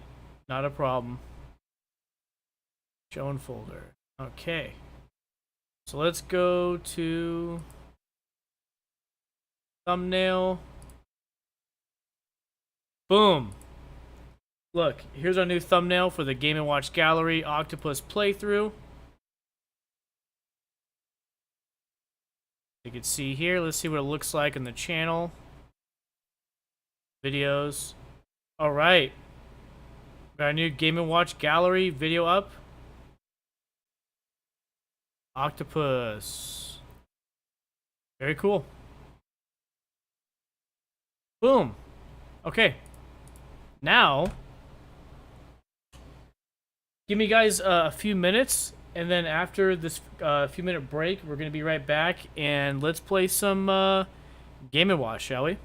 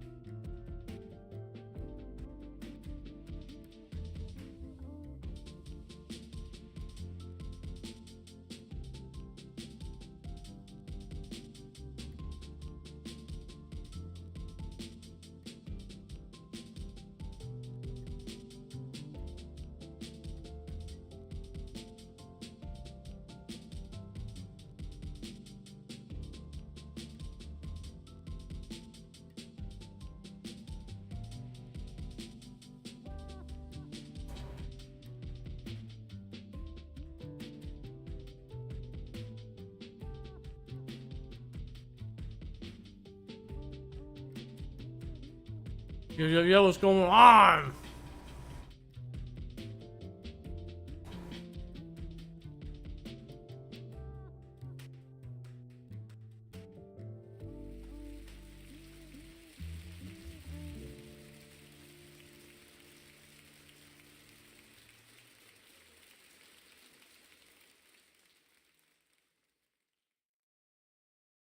Okay, let's play some Game & Watch, shall we? Go ahead and pause the music. All right. Any idea exactly where we left off, Nate? Do you remember?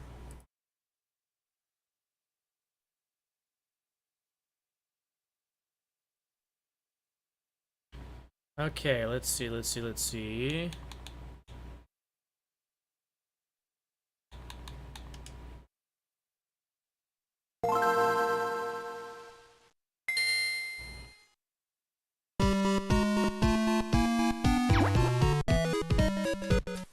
Oh, was it boxing? Watch this. There we go. Okay. Okay. Let's go.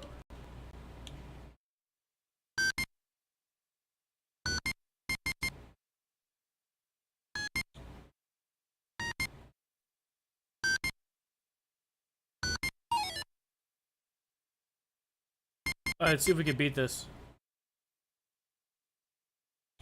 Let's do 5 stars in boxing, folks.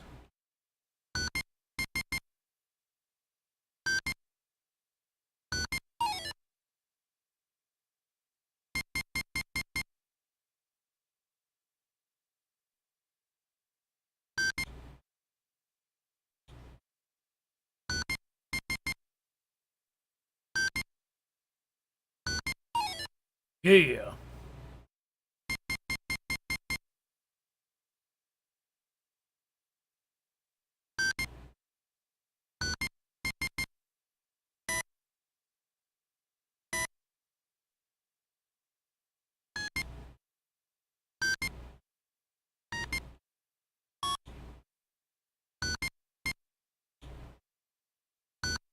There we go.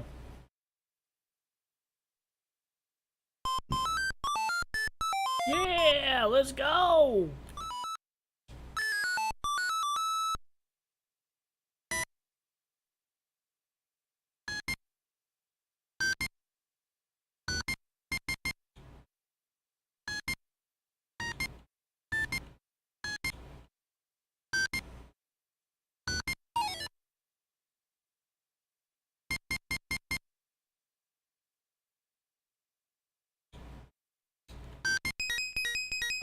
The clock. Yo, what's going on, Pete? Welcome back.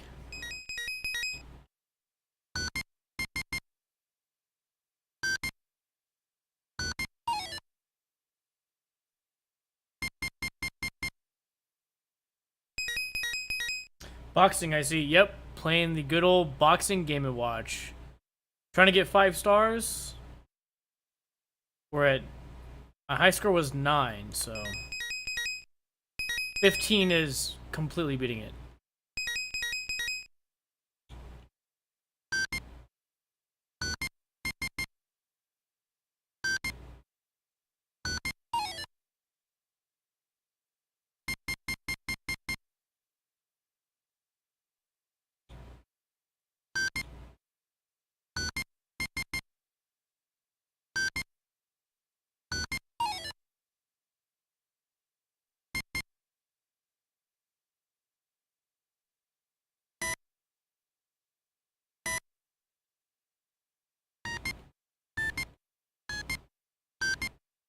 Oh, come on! There we go. Got him.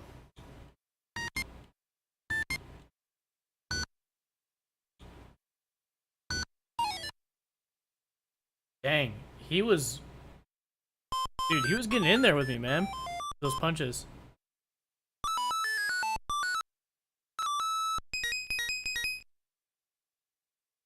Let's see. Un momento, por favor.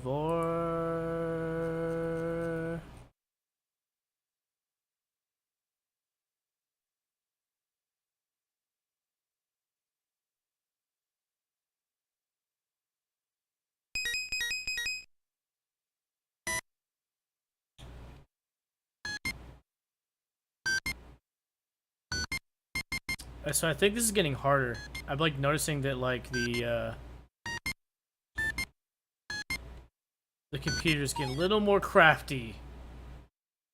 And throwing and dodging punches, dude. Move my keyboard out of the way. And move my armrest in so my arms are a little rested. There we go.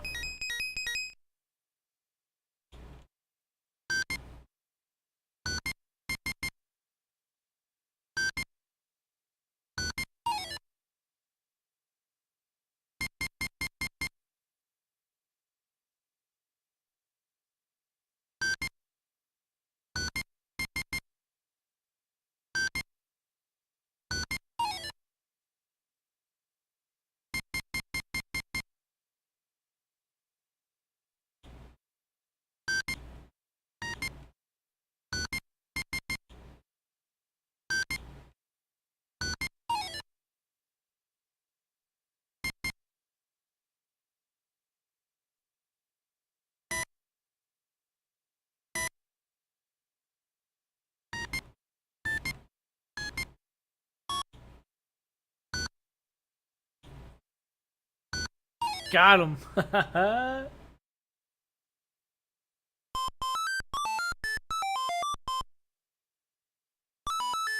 8 KOs. Coming up on my high score. It was 9. I guess I forgot to save. Well, actually, yeah. Last time when I played this and got 9 KOs, I forgot that I went on to play another game. Dude!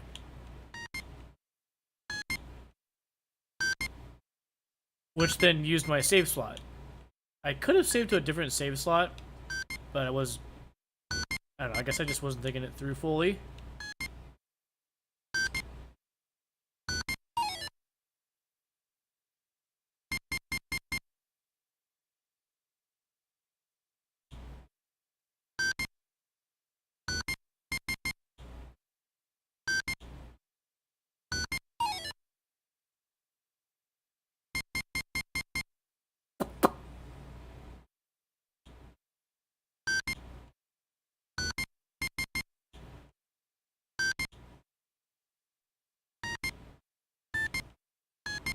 Jeez. Come on.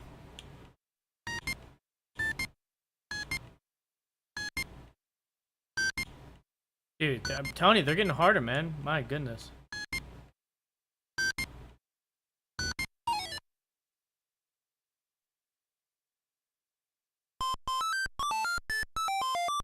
Okay, we are at 9 KOs, just like previous high score.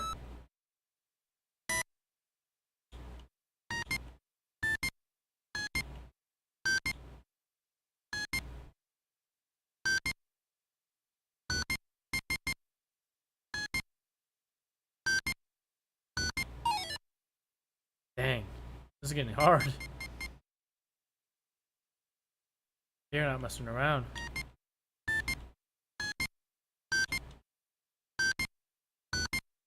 Whoa.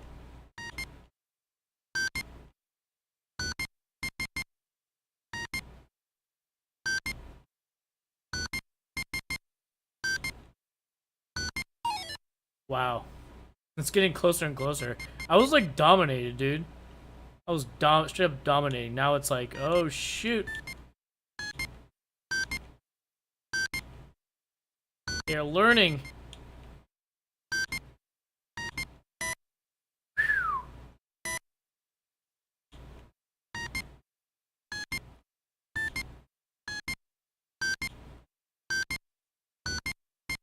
Dude.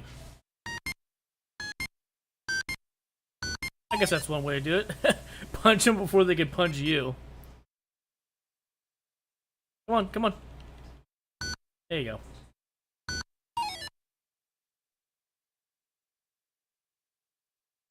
Hey, there we go. Just punch him before he punches you. 10 KOs.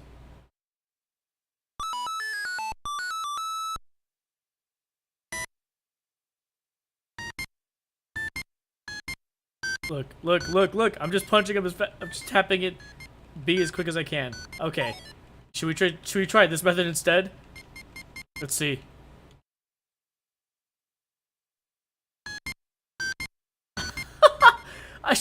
Well, if this actually works out, I should have just done this from the beginning. Okay, you're looking. If you're watching this video in the future, you're looking for the better technique. Don't do the dodge punch. Just well, in this case, whoa. Okay, now go at it. Go at it. Boom, boom, boom, boom. Look at that.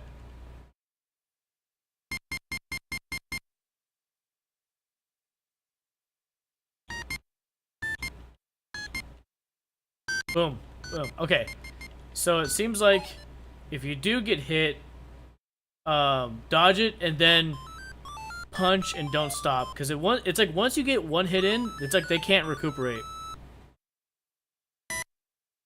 Save. Punch. See, look. As soon as you just start like tapping like crazy, boom, boom. See, but if he gets a punch in, you've got to disrupt it. Boom. Just come back in. Tap, tap, tap, tap, tap, tap, tap.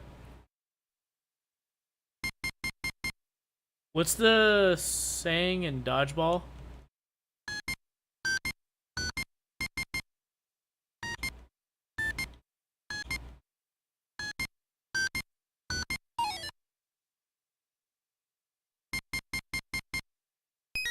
Yeah, what was the saying in the movie Dodgeball? It was like duck, duck. It was like dodge, duck, dive, dodge.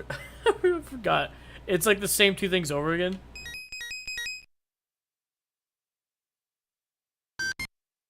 Oh, got him.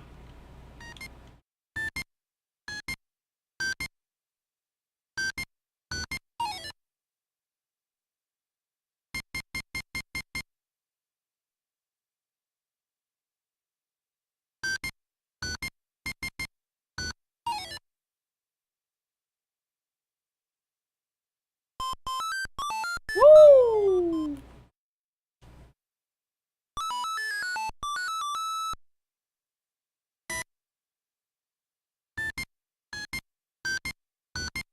Boom.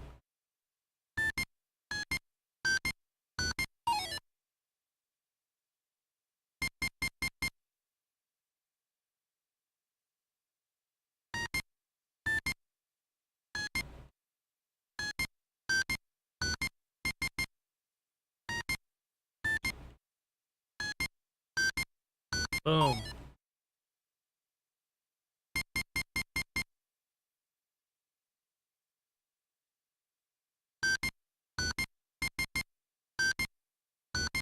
There we go.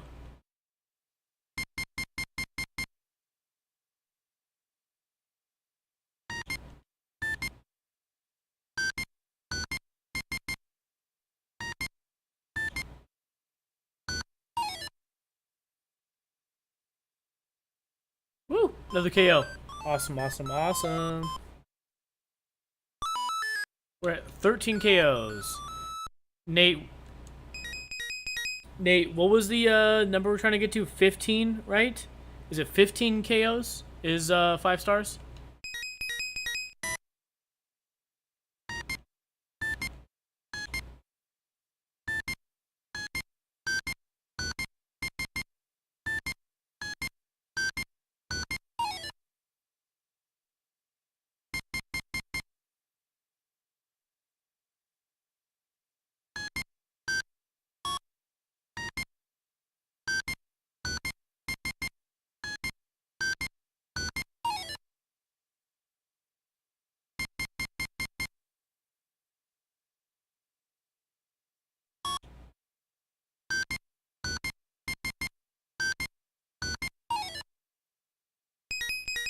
It was 15 star. Oh, alright, then we're two away from 15 and getting all 5 stars.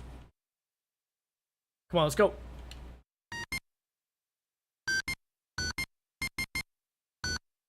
Boom! Shooting McGavin.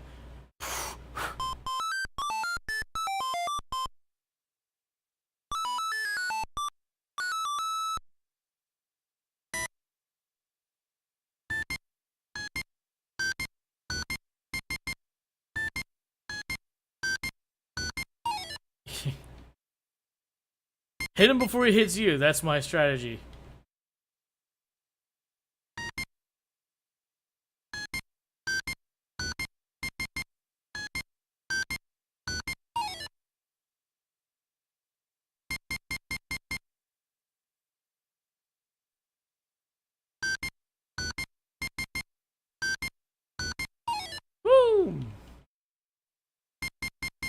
There we go.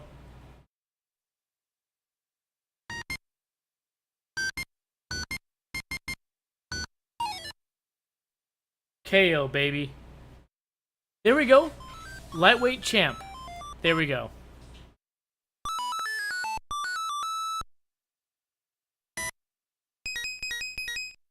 High score 15. There we go. We did it. There we go. There we go. There we go. There's a new Game & Watch game in the museum in the gallery corner. I wonder which one it could be.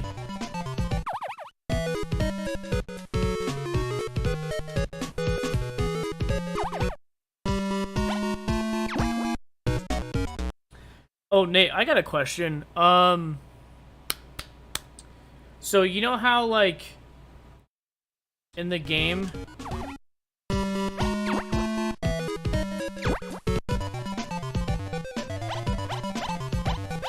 okay, on classic and modern they have easy or hard. What were to happen? What were to happen if I were to play hard? So can you get an additional 5 stars if you play the game over in hard mode? Is that how it works? So you get 5 stars easy, 5 stars hard classic, 5 stars easy modern, 5 stars hard modern. So is it a total of like 10 stars per classic and per modern? Is that how it works? Am I getting it right or no? Getting strong now.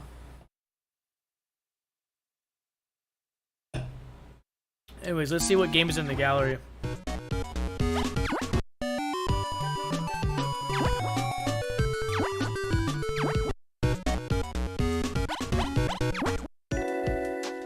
Manhole. Tropical fish. Mario's bombs away. Parachute. Bomb Meister was... What's the new game? Oh, was it Climber? Safe Buster.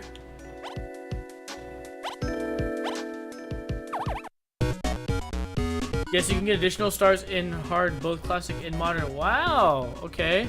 I did not know that.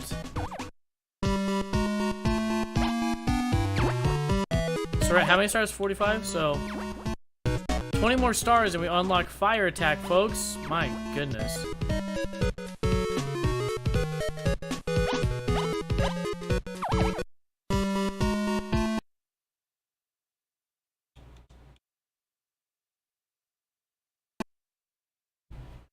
Wowzers. Dun, dun, dun, dun, dun, dun, dun, dun.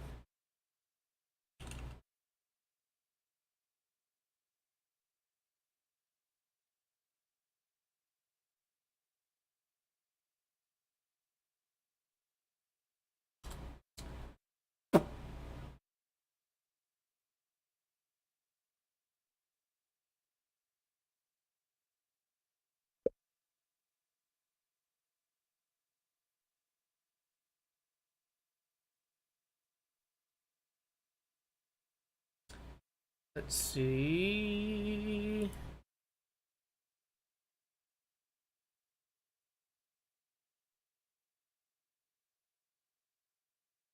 Might as well rise your difficulty, yeah. I guess we can go back and just grind, the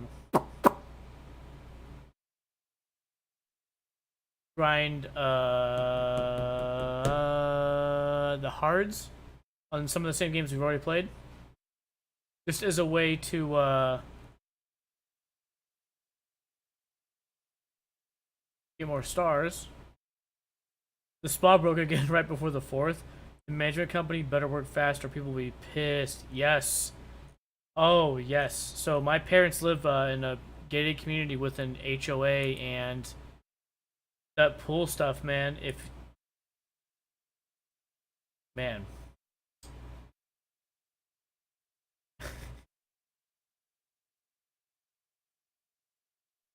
If it's not ready, then people are gonna be... People are gonna be upset. They're there right now.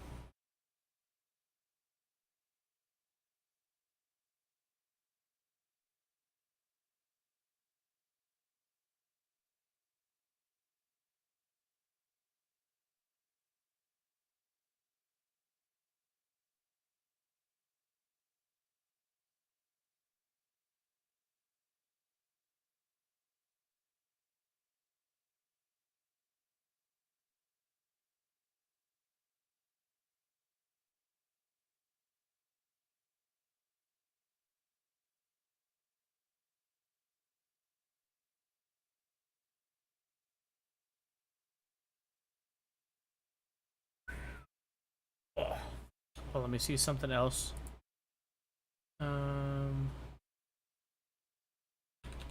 Which bitrate settings? Frames too. Okay. So I was looking at my settings. Riots, yeah, basically. Pool's been closed for 2 years because of COVID. This was supposed to be the first year of normalcy. Right. Well, I hope they get on it, man. But yeah, my parents live in Gate of the HOA, and it's one of those things where it's like, outside of like normal holidays, yeah, like things don't have to be like right on top of it, you know? Like, it's okay, there's no rush, it's not in season, and you know, it's because it's smaller, like nobody's like, you know, trying to get in there and swim as often, you know? But when it comes time for like holidays like Memorial Day and like 4th of July, it's like, you know, as HOA, it's like you guys have got to think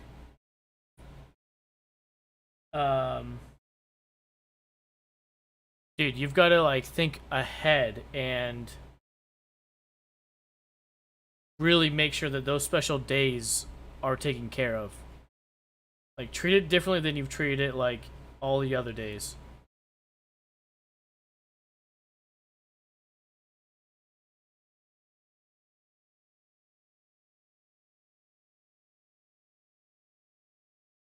All right, shall we move on to the next portion of the stream? Let's play some Call of Duty. Remember, we're playing through the oops.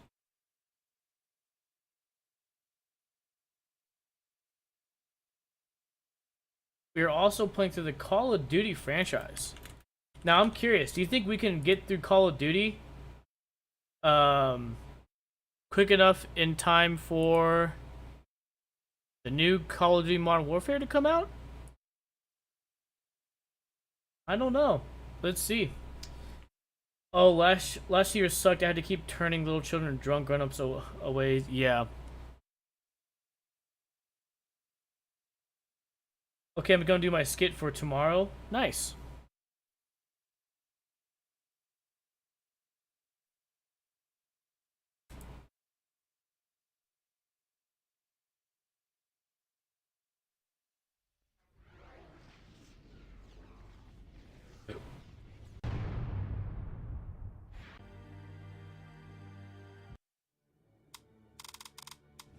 Okay, go ahead and let's resume this game.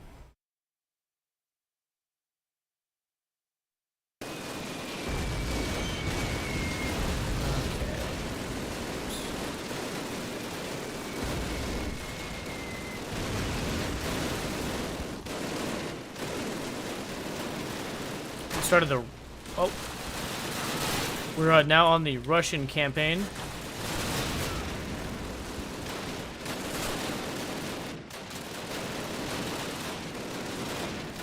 Health. Weird that it tells you to also press like F to like, whoa, watch your throw, bro. Jeez.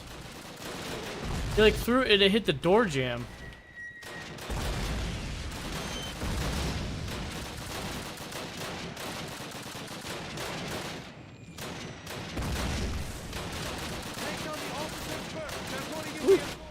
Let's swap. Yeah, you can either press F to pick up health or just walk into the health, dude.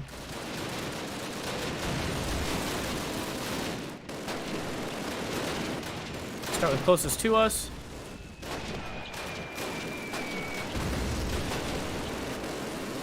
Oh, that's the officer.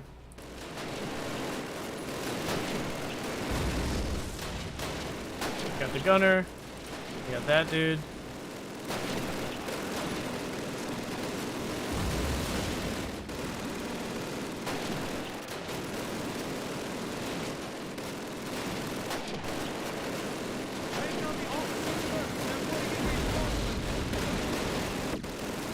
Where's the officer?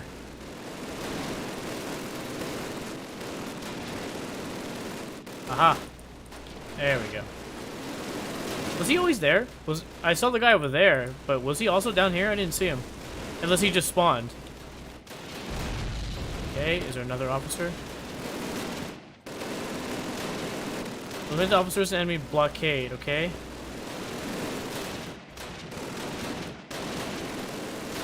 I don't see any more waving people, so...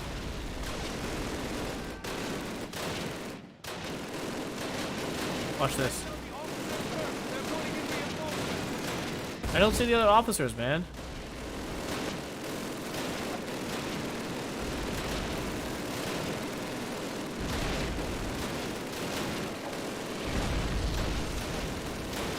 Whoa, what? What in the glitch was that, dude?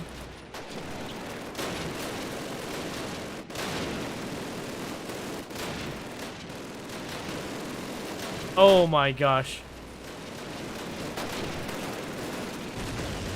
Didn't even see him, dude. I would have been here for like another 100 years.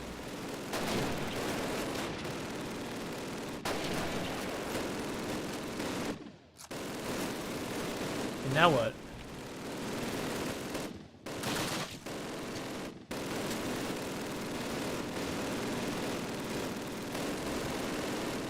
Okay. We're going back down? I don't get it.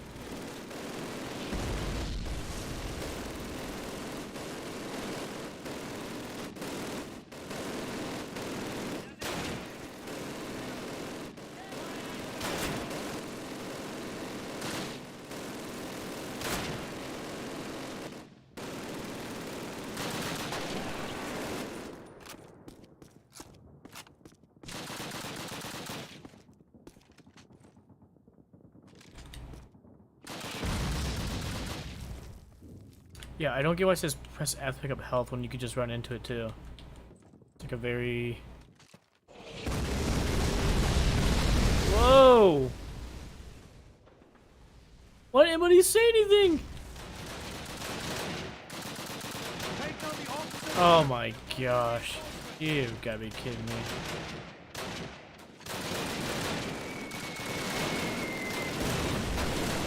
We're seriously all the way back here?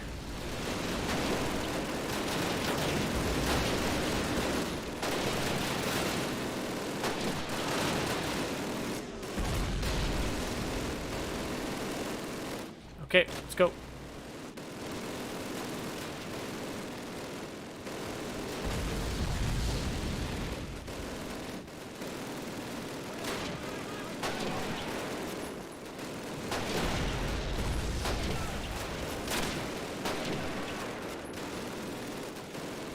Anybody else want some of this?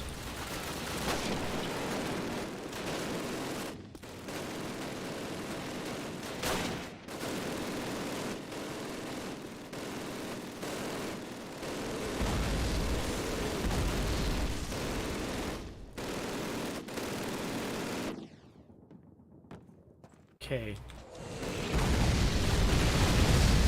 Oh shoot! Oh shoot! Is anybody gonna give me instructions? Retake Red Square. Nobody's saying, hey, get inside, dude. They're getting bombed. You'll report to him from here on out.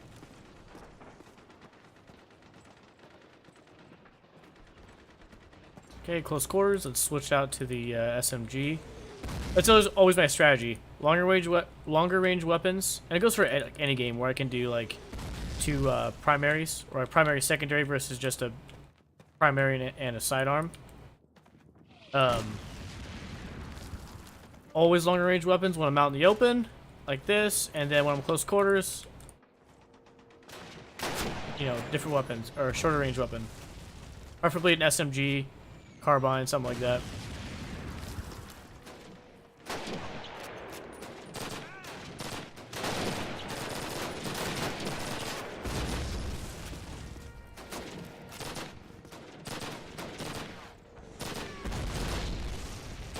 Okay, I don't see anything, dude. Who are you shooting? Somebody up top?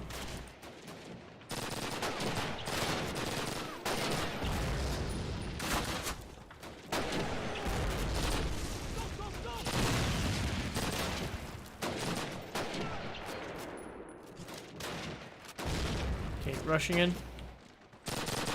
Pushing. Talking to the CPUs here. NPCs. Yeah, treat it just like Warzone. Alright, pushing.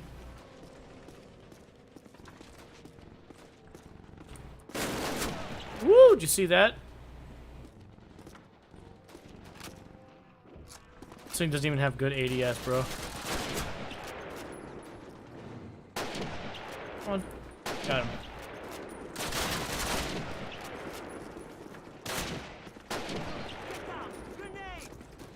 Whoa, whoa, whoa. More health? Yeah, I'll take some more health. Got him. Hey, cover!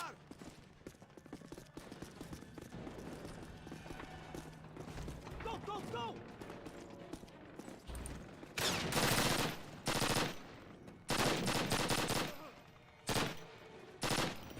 Hello!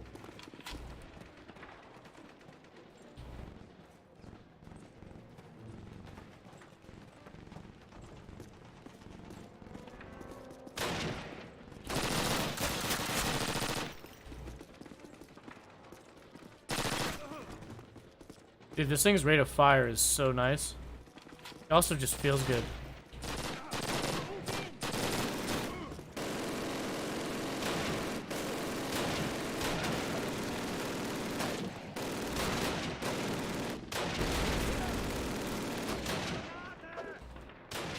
See if that took care of anything. That's my guess. I don't know what's over there, but I'm gonna see if that grenade took out that MG.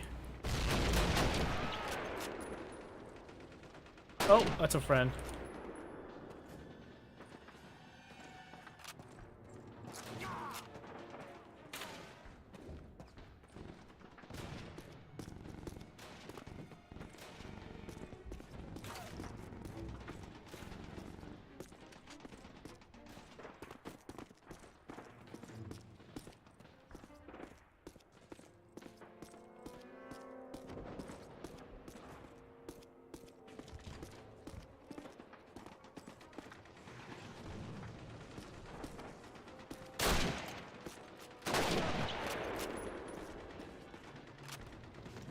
I guess this is red square or what?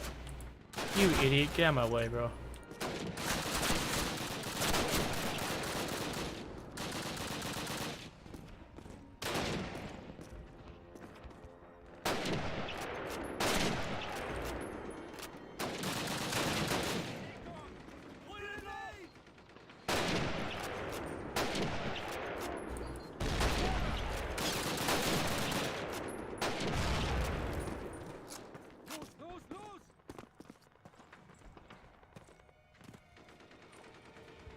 Pushing.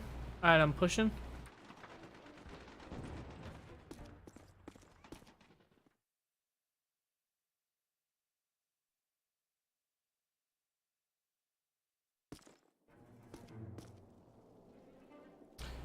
Rendezvous with Major Zubov.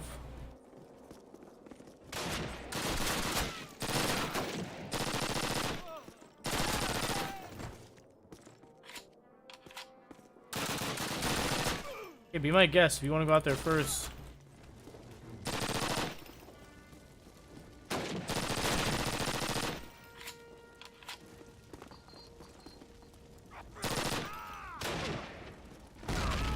Okay. One way of doing it, I guess.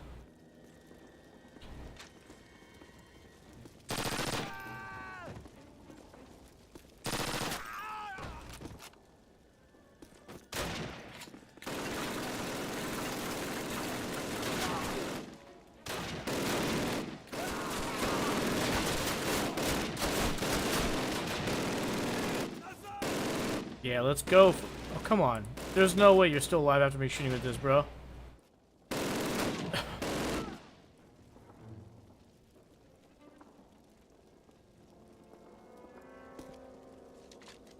Alright, more ammo for this. Let's go.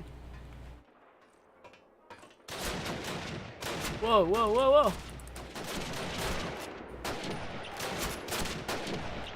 Get out of the way, dude. You're not doing anything.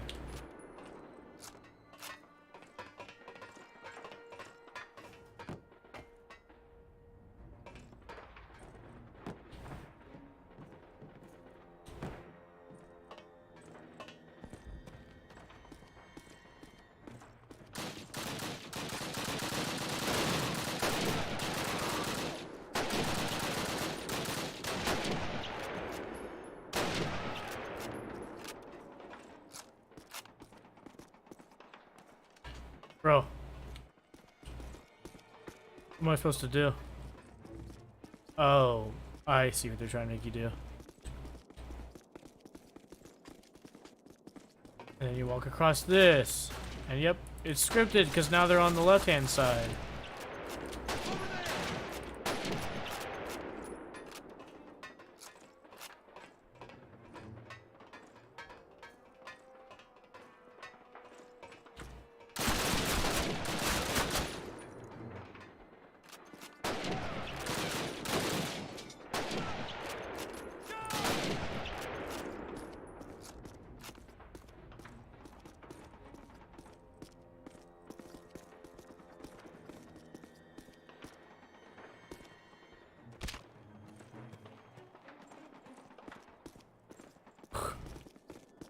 Shoot you guys. Oh boy.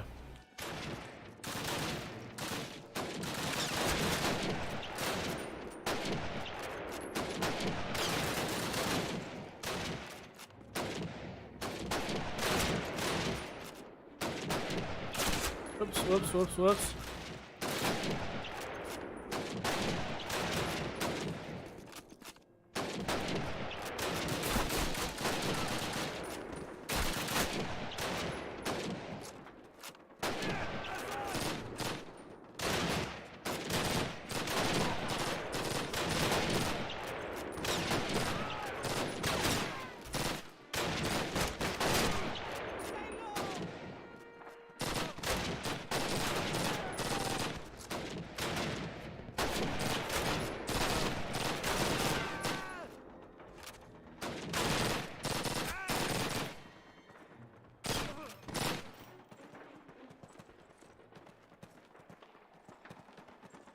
Oh no, you guys go out there.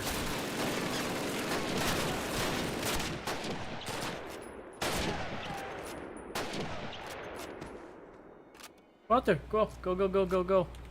You're my guinea pig, buddy. Got him.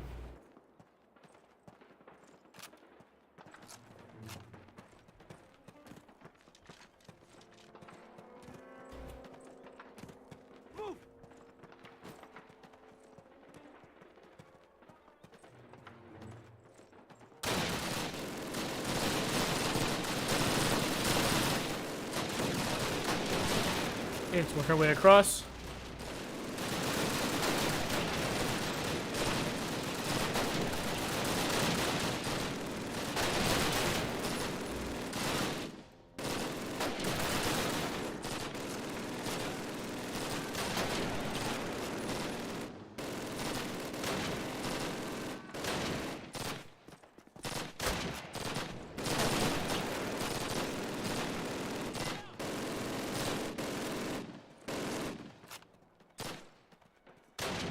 Gosh, freaking textures look so weird in this game right now.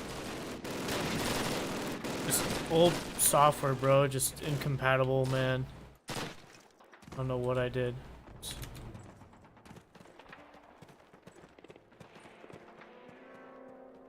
Textures just look so weird, man. They look wrong. Like, this looks off. Whew. Old hardware with old programs, right? Over here. Yep, yep. Congratulations on your promotion to Junior Sergeant Alexei Ivanovich. Is it Ivanovich or Ivanovic? Forgot how Russians pronounce the CH. Ivanovic? I forget. Need your help. I need every sniper I can get. This morning, the Germans recaptured a four-story apartment building near the gristmill building, or gristmill of Penzensky Street. This is an important building, Alexei. From this building, it is possible to see very far in all directions and to direct artillery fire much more accurately. In order to retake it, I've sent some men on a reconnaissance mission over 4 hours ago, but I've not heard back from the squad since. When you go there and find out what the situation is, support their actions. If you find them otherwise, return at once and report to the command post. German sniper actively on the surface route is reported to be very high today, so I suggest you take the service instead.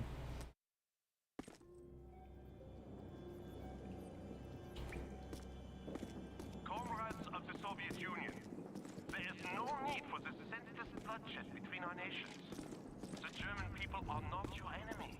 Sure. If you surrender, you will be treated well. You will be given Isn't this like a constant thing they did like in World War II, the Germans? I feel like I've seen this in like movies, like in like the German army. like in the Avengers, like Captain America.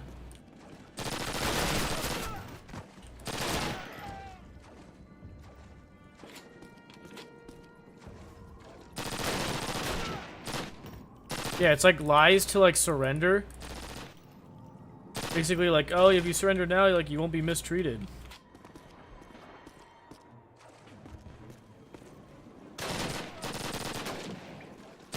Oops.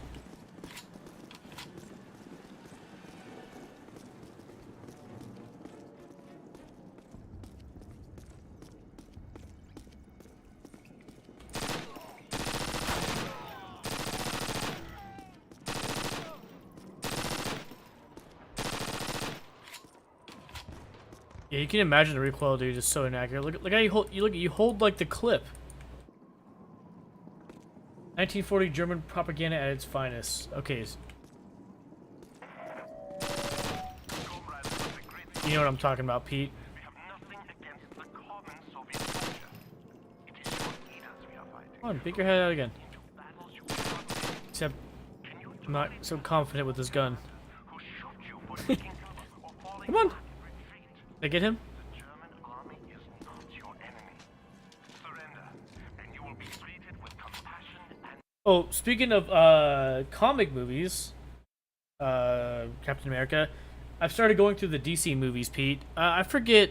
I know you're a Marvel fan. Are you a DC fan as well? I've been trying to watch the DC movies in order. So I was watching this. I was going to the source of how they would like say it's in chronological order. So I watched Wonder Woman 84, Man of Steel. I skipped over Suicide Squad. Don't care so much for that. I just finished the Justice League movie, the first one, where they like revived Superman. I am familiar with DC lore. Okay, but your wheelhouse is Marvel, right? That's, you know more about Marvel than you know DC.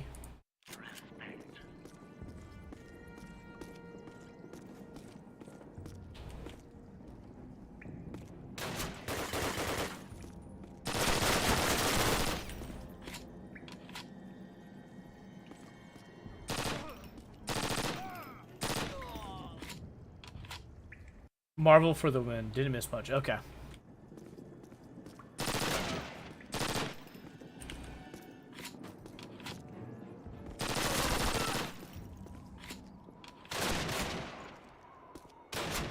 Oh, run, run, run! Okay, there's no sprinting. I keep doing this, thinking I'm gonna sprint.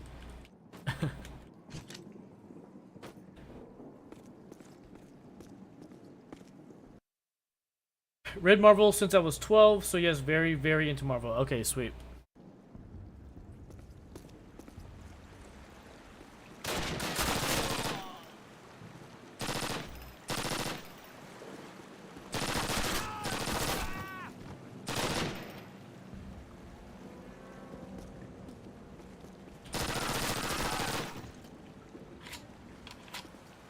Health.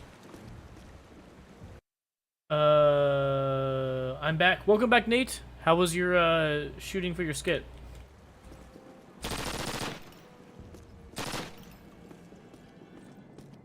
Oh wow, I'm running out of ammo for this.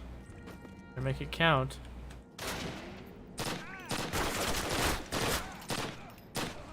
Oh, I hear STG.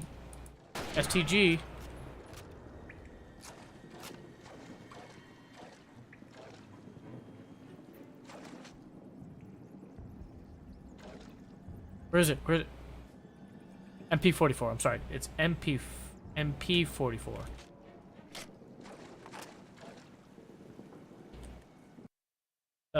It was fine. Okay, cool.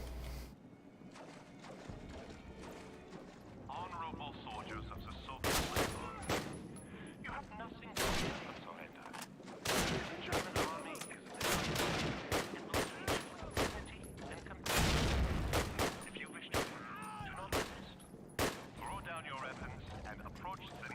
Might as well use this. And conserve ammo. The MP44 I think is like one of my favorite guns in the game. That and the bar.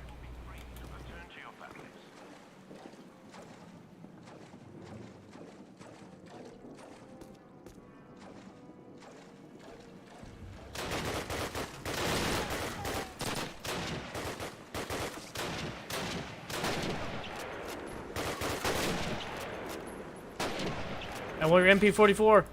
I see your MP44. Give it to me. I want.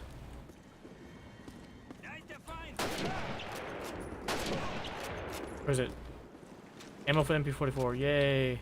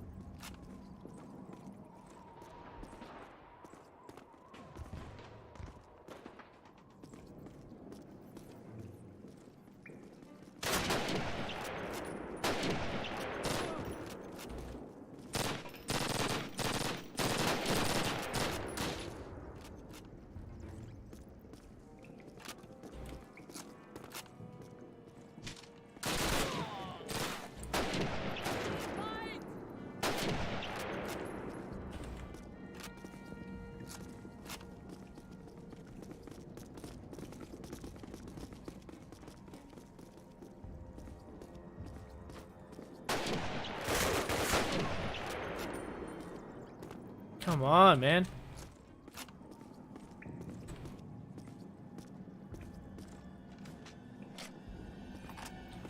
Brave soldiers of the Soviet Union.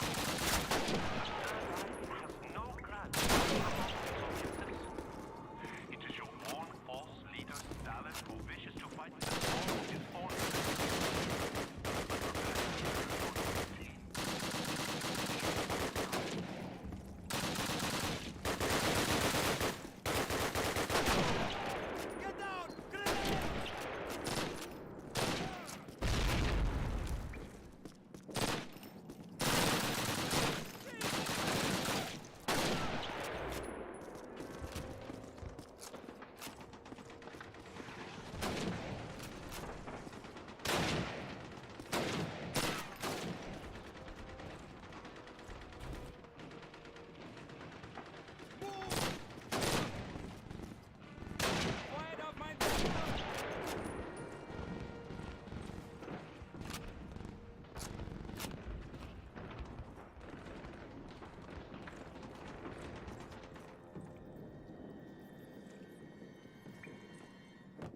Oh, there we go. Boom. Next.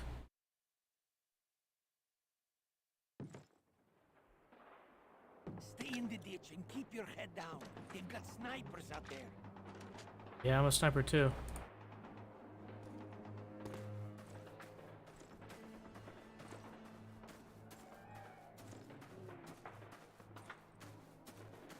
Private Kovayenko, as the fastest man here, you will be debated. Me?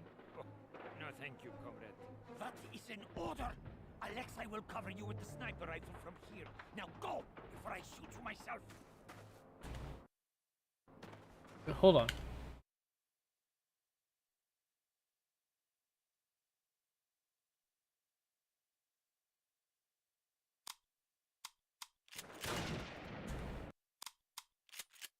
Why is it showing the... Why did it keep showing the taskbar just below during the game? That was weird. Well,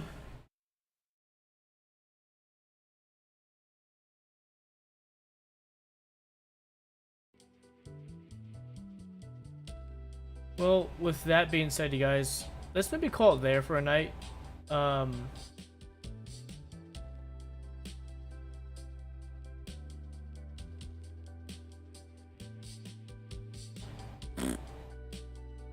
Yeah, I mean, we progressed a little bit. We What do we do? Oh, we uploaded the new thumbnail for the YouTube video. New YouTube video is uploaded, as you can see here in chat. Got that and the thumbnail uploaded. We got 5 stars. Got 5 stars on boxing.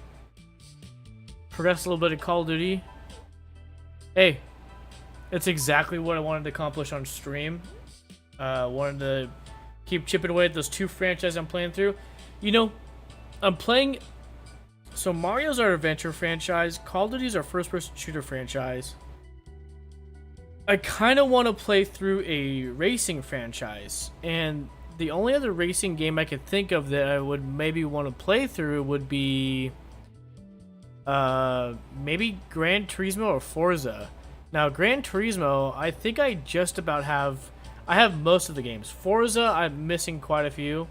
Because I think Forza came out, like, on the OG Xbox, so I'd have to, like, get that. But GTA, I have... Sorry, not GTA. Gran Turismo, I have Gran Turismo 1, 2, 3, and 4. I believe I have... The 5th one came out on the PS3. I got that. I also have Gran Turismo Sport on the PS4. Don't have the newest one. Is the newest one even out yet? I don't even know.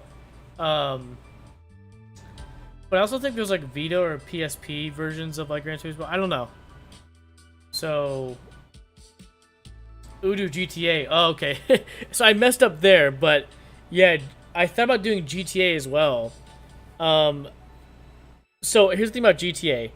I've played GTA 1 and 2, the like top-down games. I played both of them, and those to me were like just not fun. The era of like GTA that I like is like San Andreas on the PS2.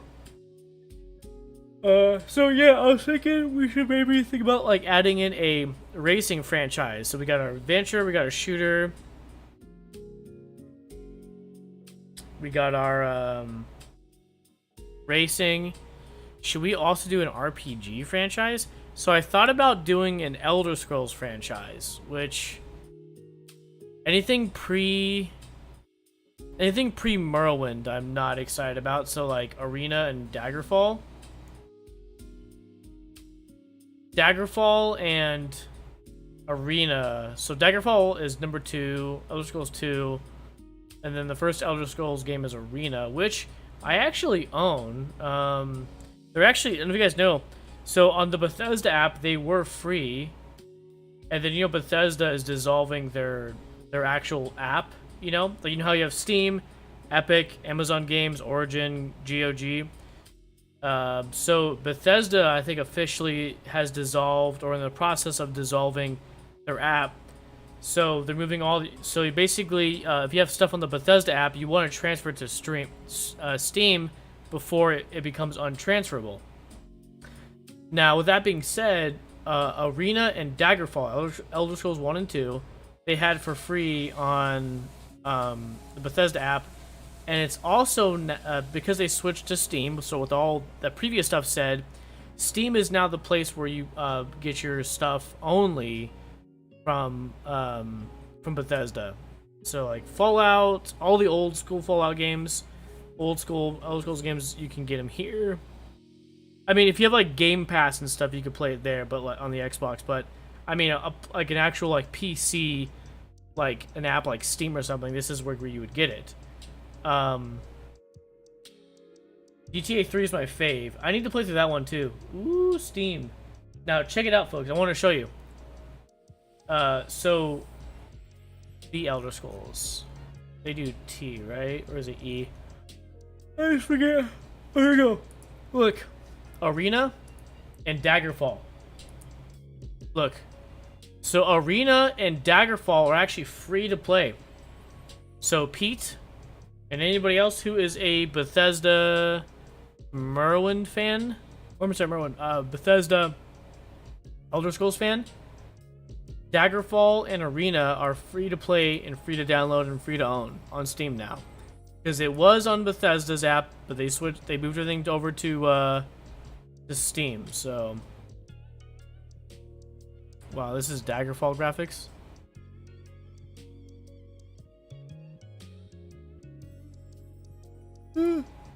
So if we open up Arena, what is it like?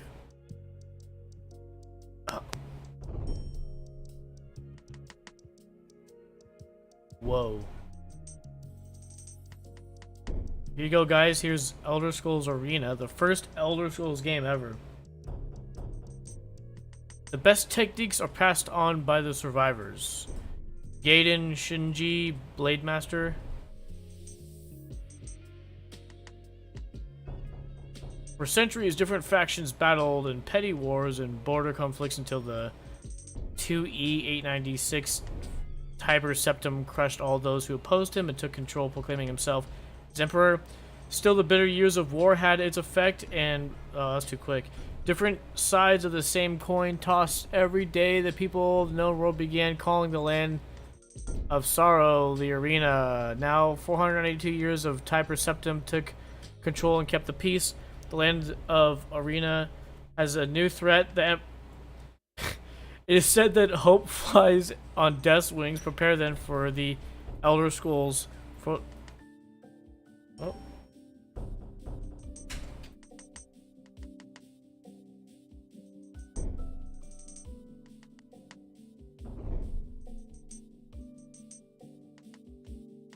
Oh. Start new game. Sorry, the text was going so fast I don't know how you can read it. 1994, that's the year I graduated high school. Nice.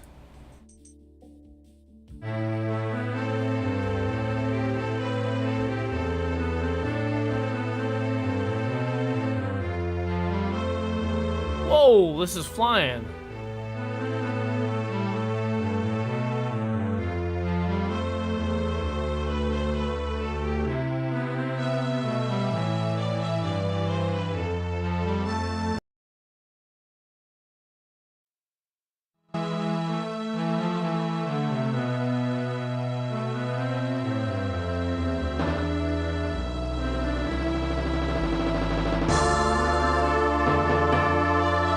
This is flying so fast I can't even read it. Okay.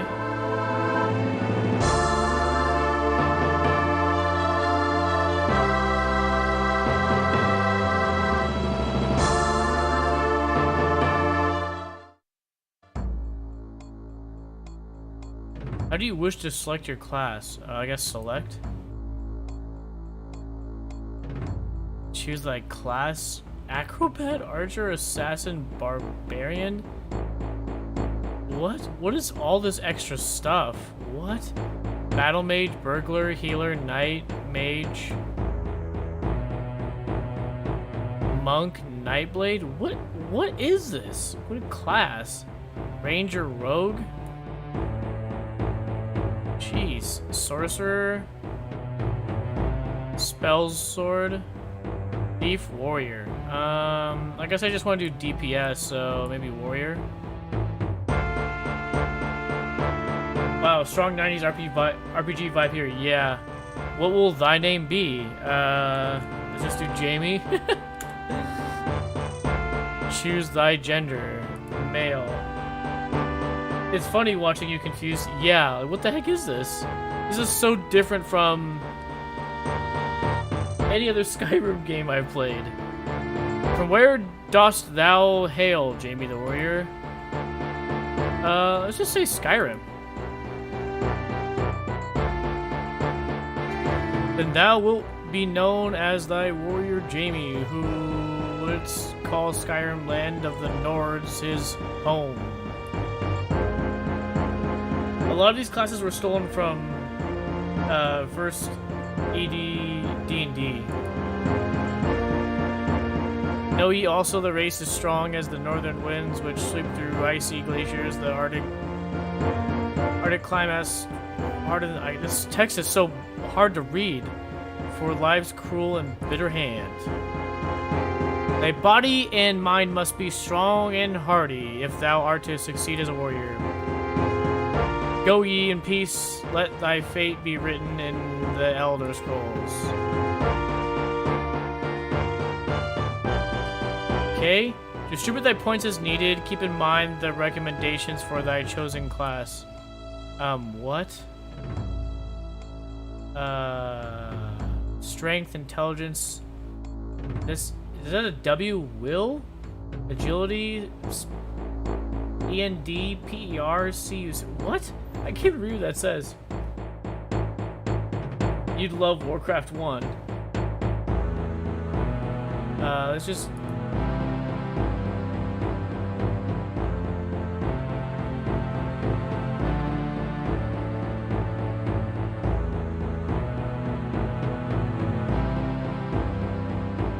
Okay, well, it won't let me go full on strength. Okay, maybe agility?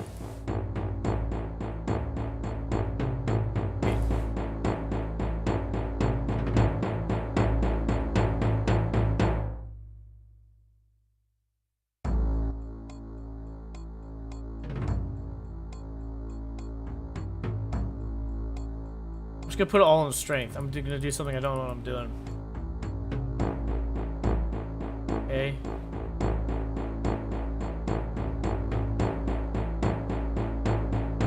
Save stats, reroll stats. They will now choose thy appearance. Thy men canst be altered by clicking thy face when thou art finished. What am I? This is the King James translation of this game? My goodness. Select done to enter the world of Tamriel, home of the arena.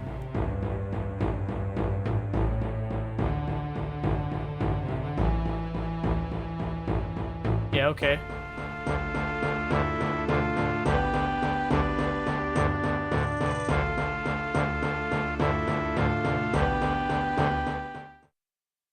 Do not fear, for it is I, Ria Silnane. Listen to me. There are no others left to carry on this fight. You have been left in this cell to die.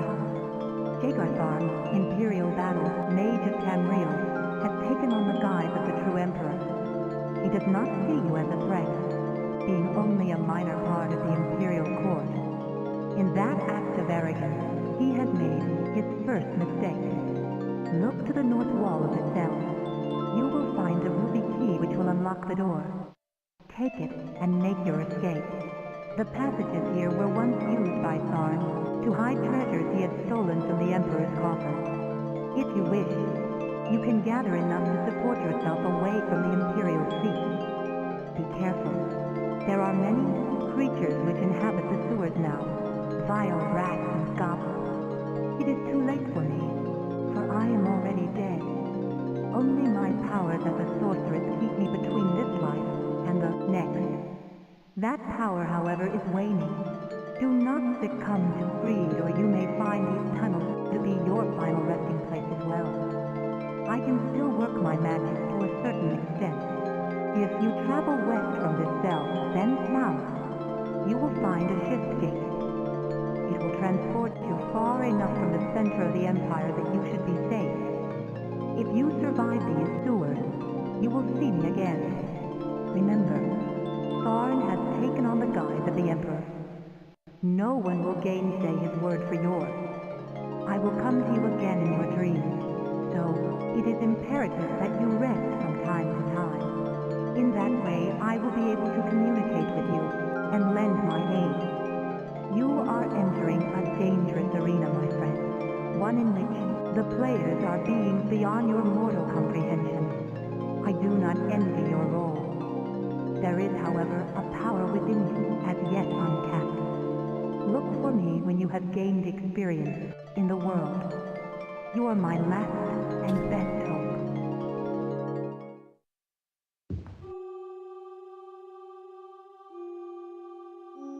Oh my gosh.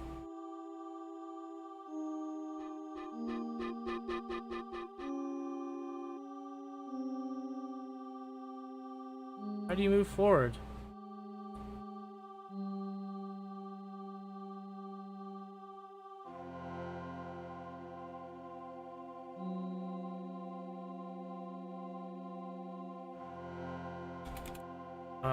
I don't even know what keys to move and do stuff are.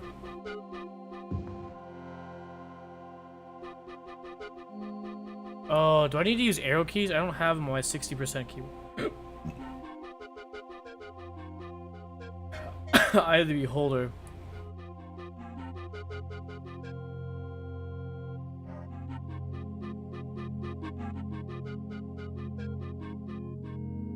Okay. You awaken to the drip of water from somewhere above. The cell walls are covered in slime, as are the chains which hang from above. Your eye, however, immediately goes to a strange ruby glint from the corner of your cell.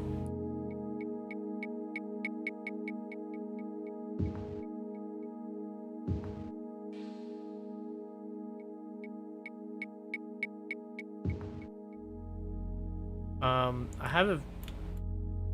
So I a left click, nothing.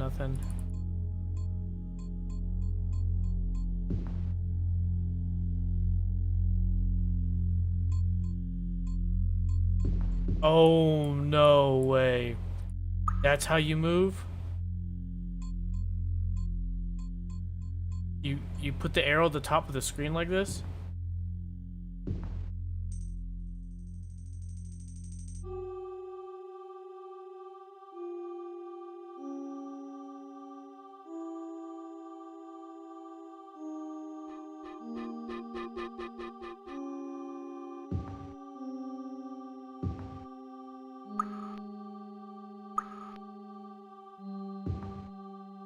What? You found a key? Oh, you gotta click on it. Okay, nice.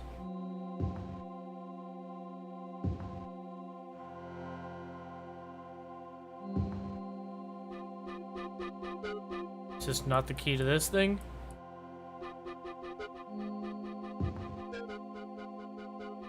Oh. You open with a ruby key. Oh boy, wait, hold on. Where's my weapon?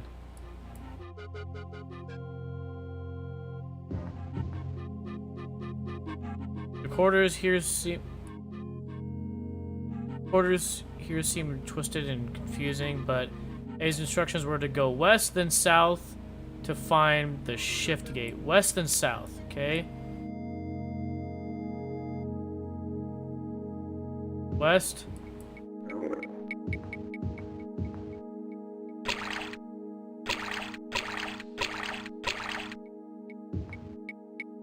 And then that's north.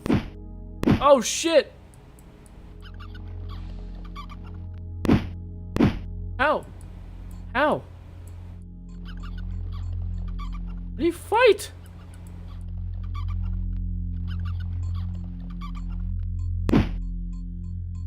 You can't camp. Enemies are nearby. I'm not trying to camp, bro. I'm trying to step back. Oh my gosh. Go back. Step back. I'm just gonna run. Running. I don't even know how to use my fist. With you died our last hope for justice. Thorn is now free. Wait, I died? Oh my gosh.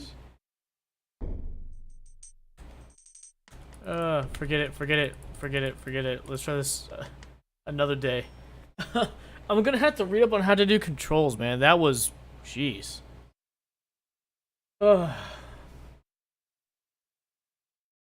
Anyways, little detour. We're trying to end the stream, but I just wanted to see what it would look like and what we're up against. But yeah, back in the day, we had a primitive form of DRM called a manual, a sacred type that you told that told you how to play. It was the Scourge of the Pirate and the video renderer.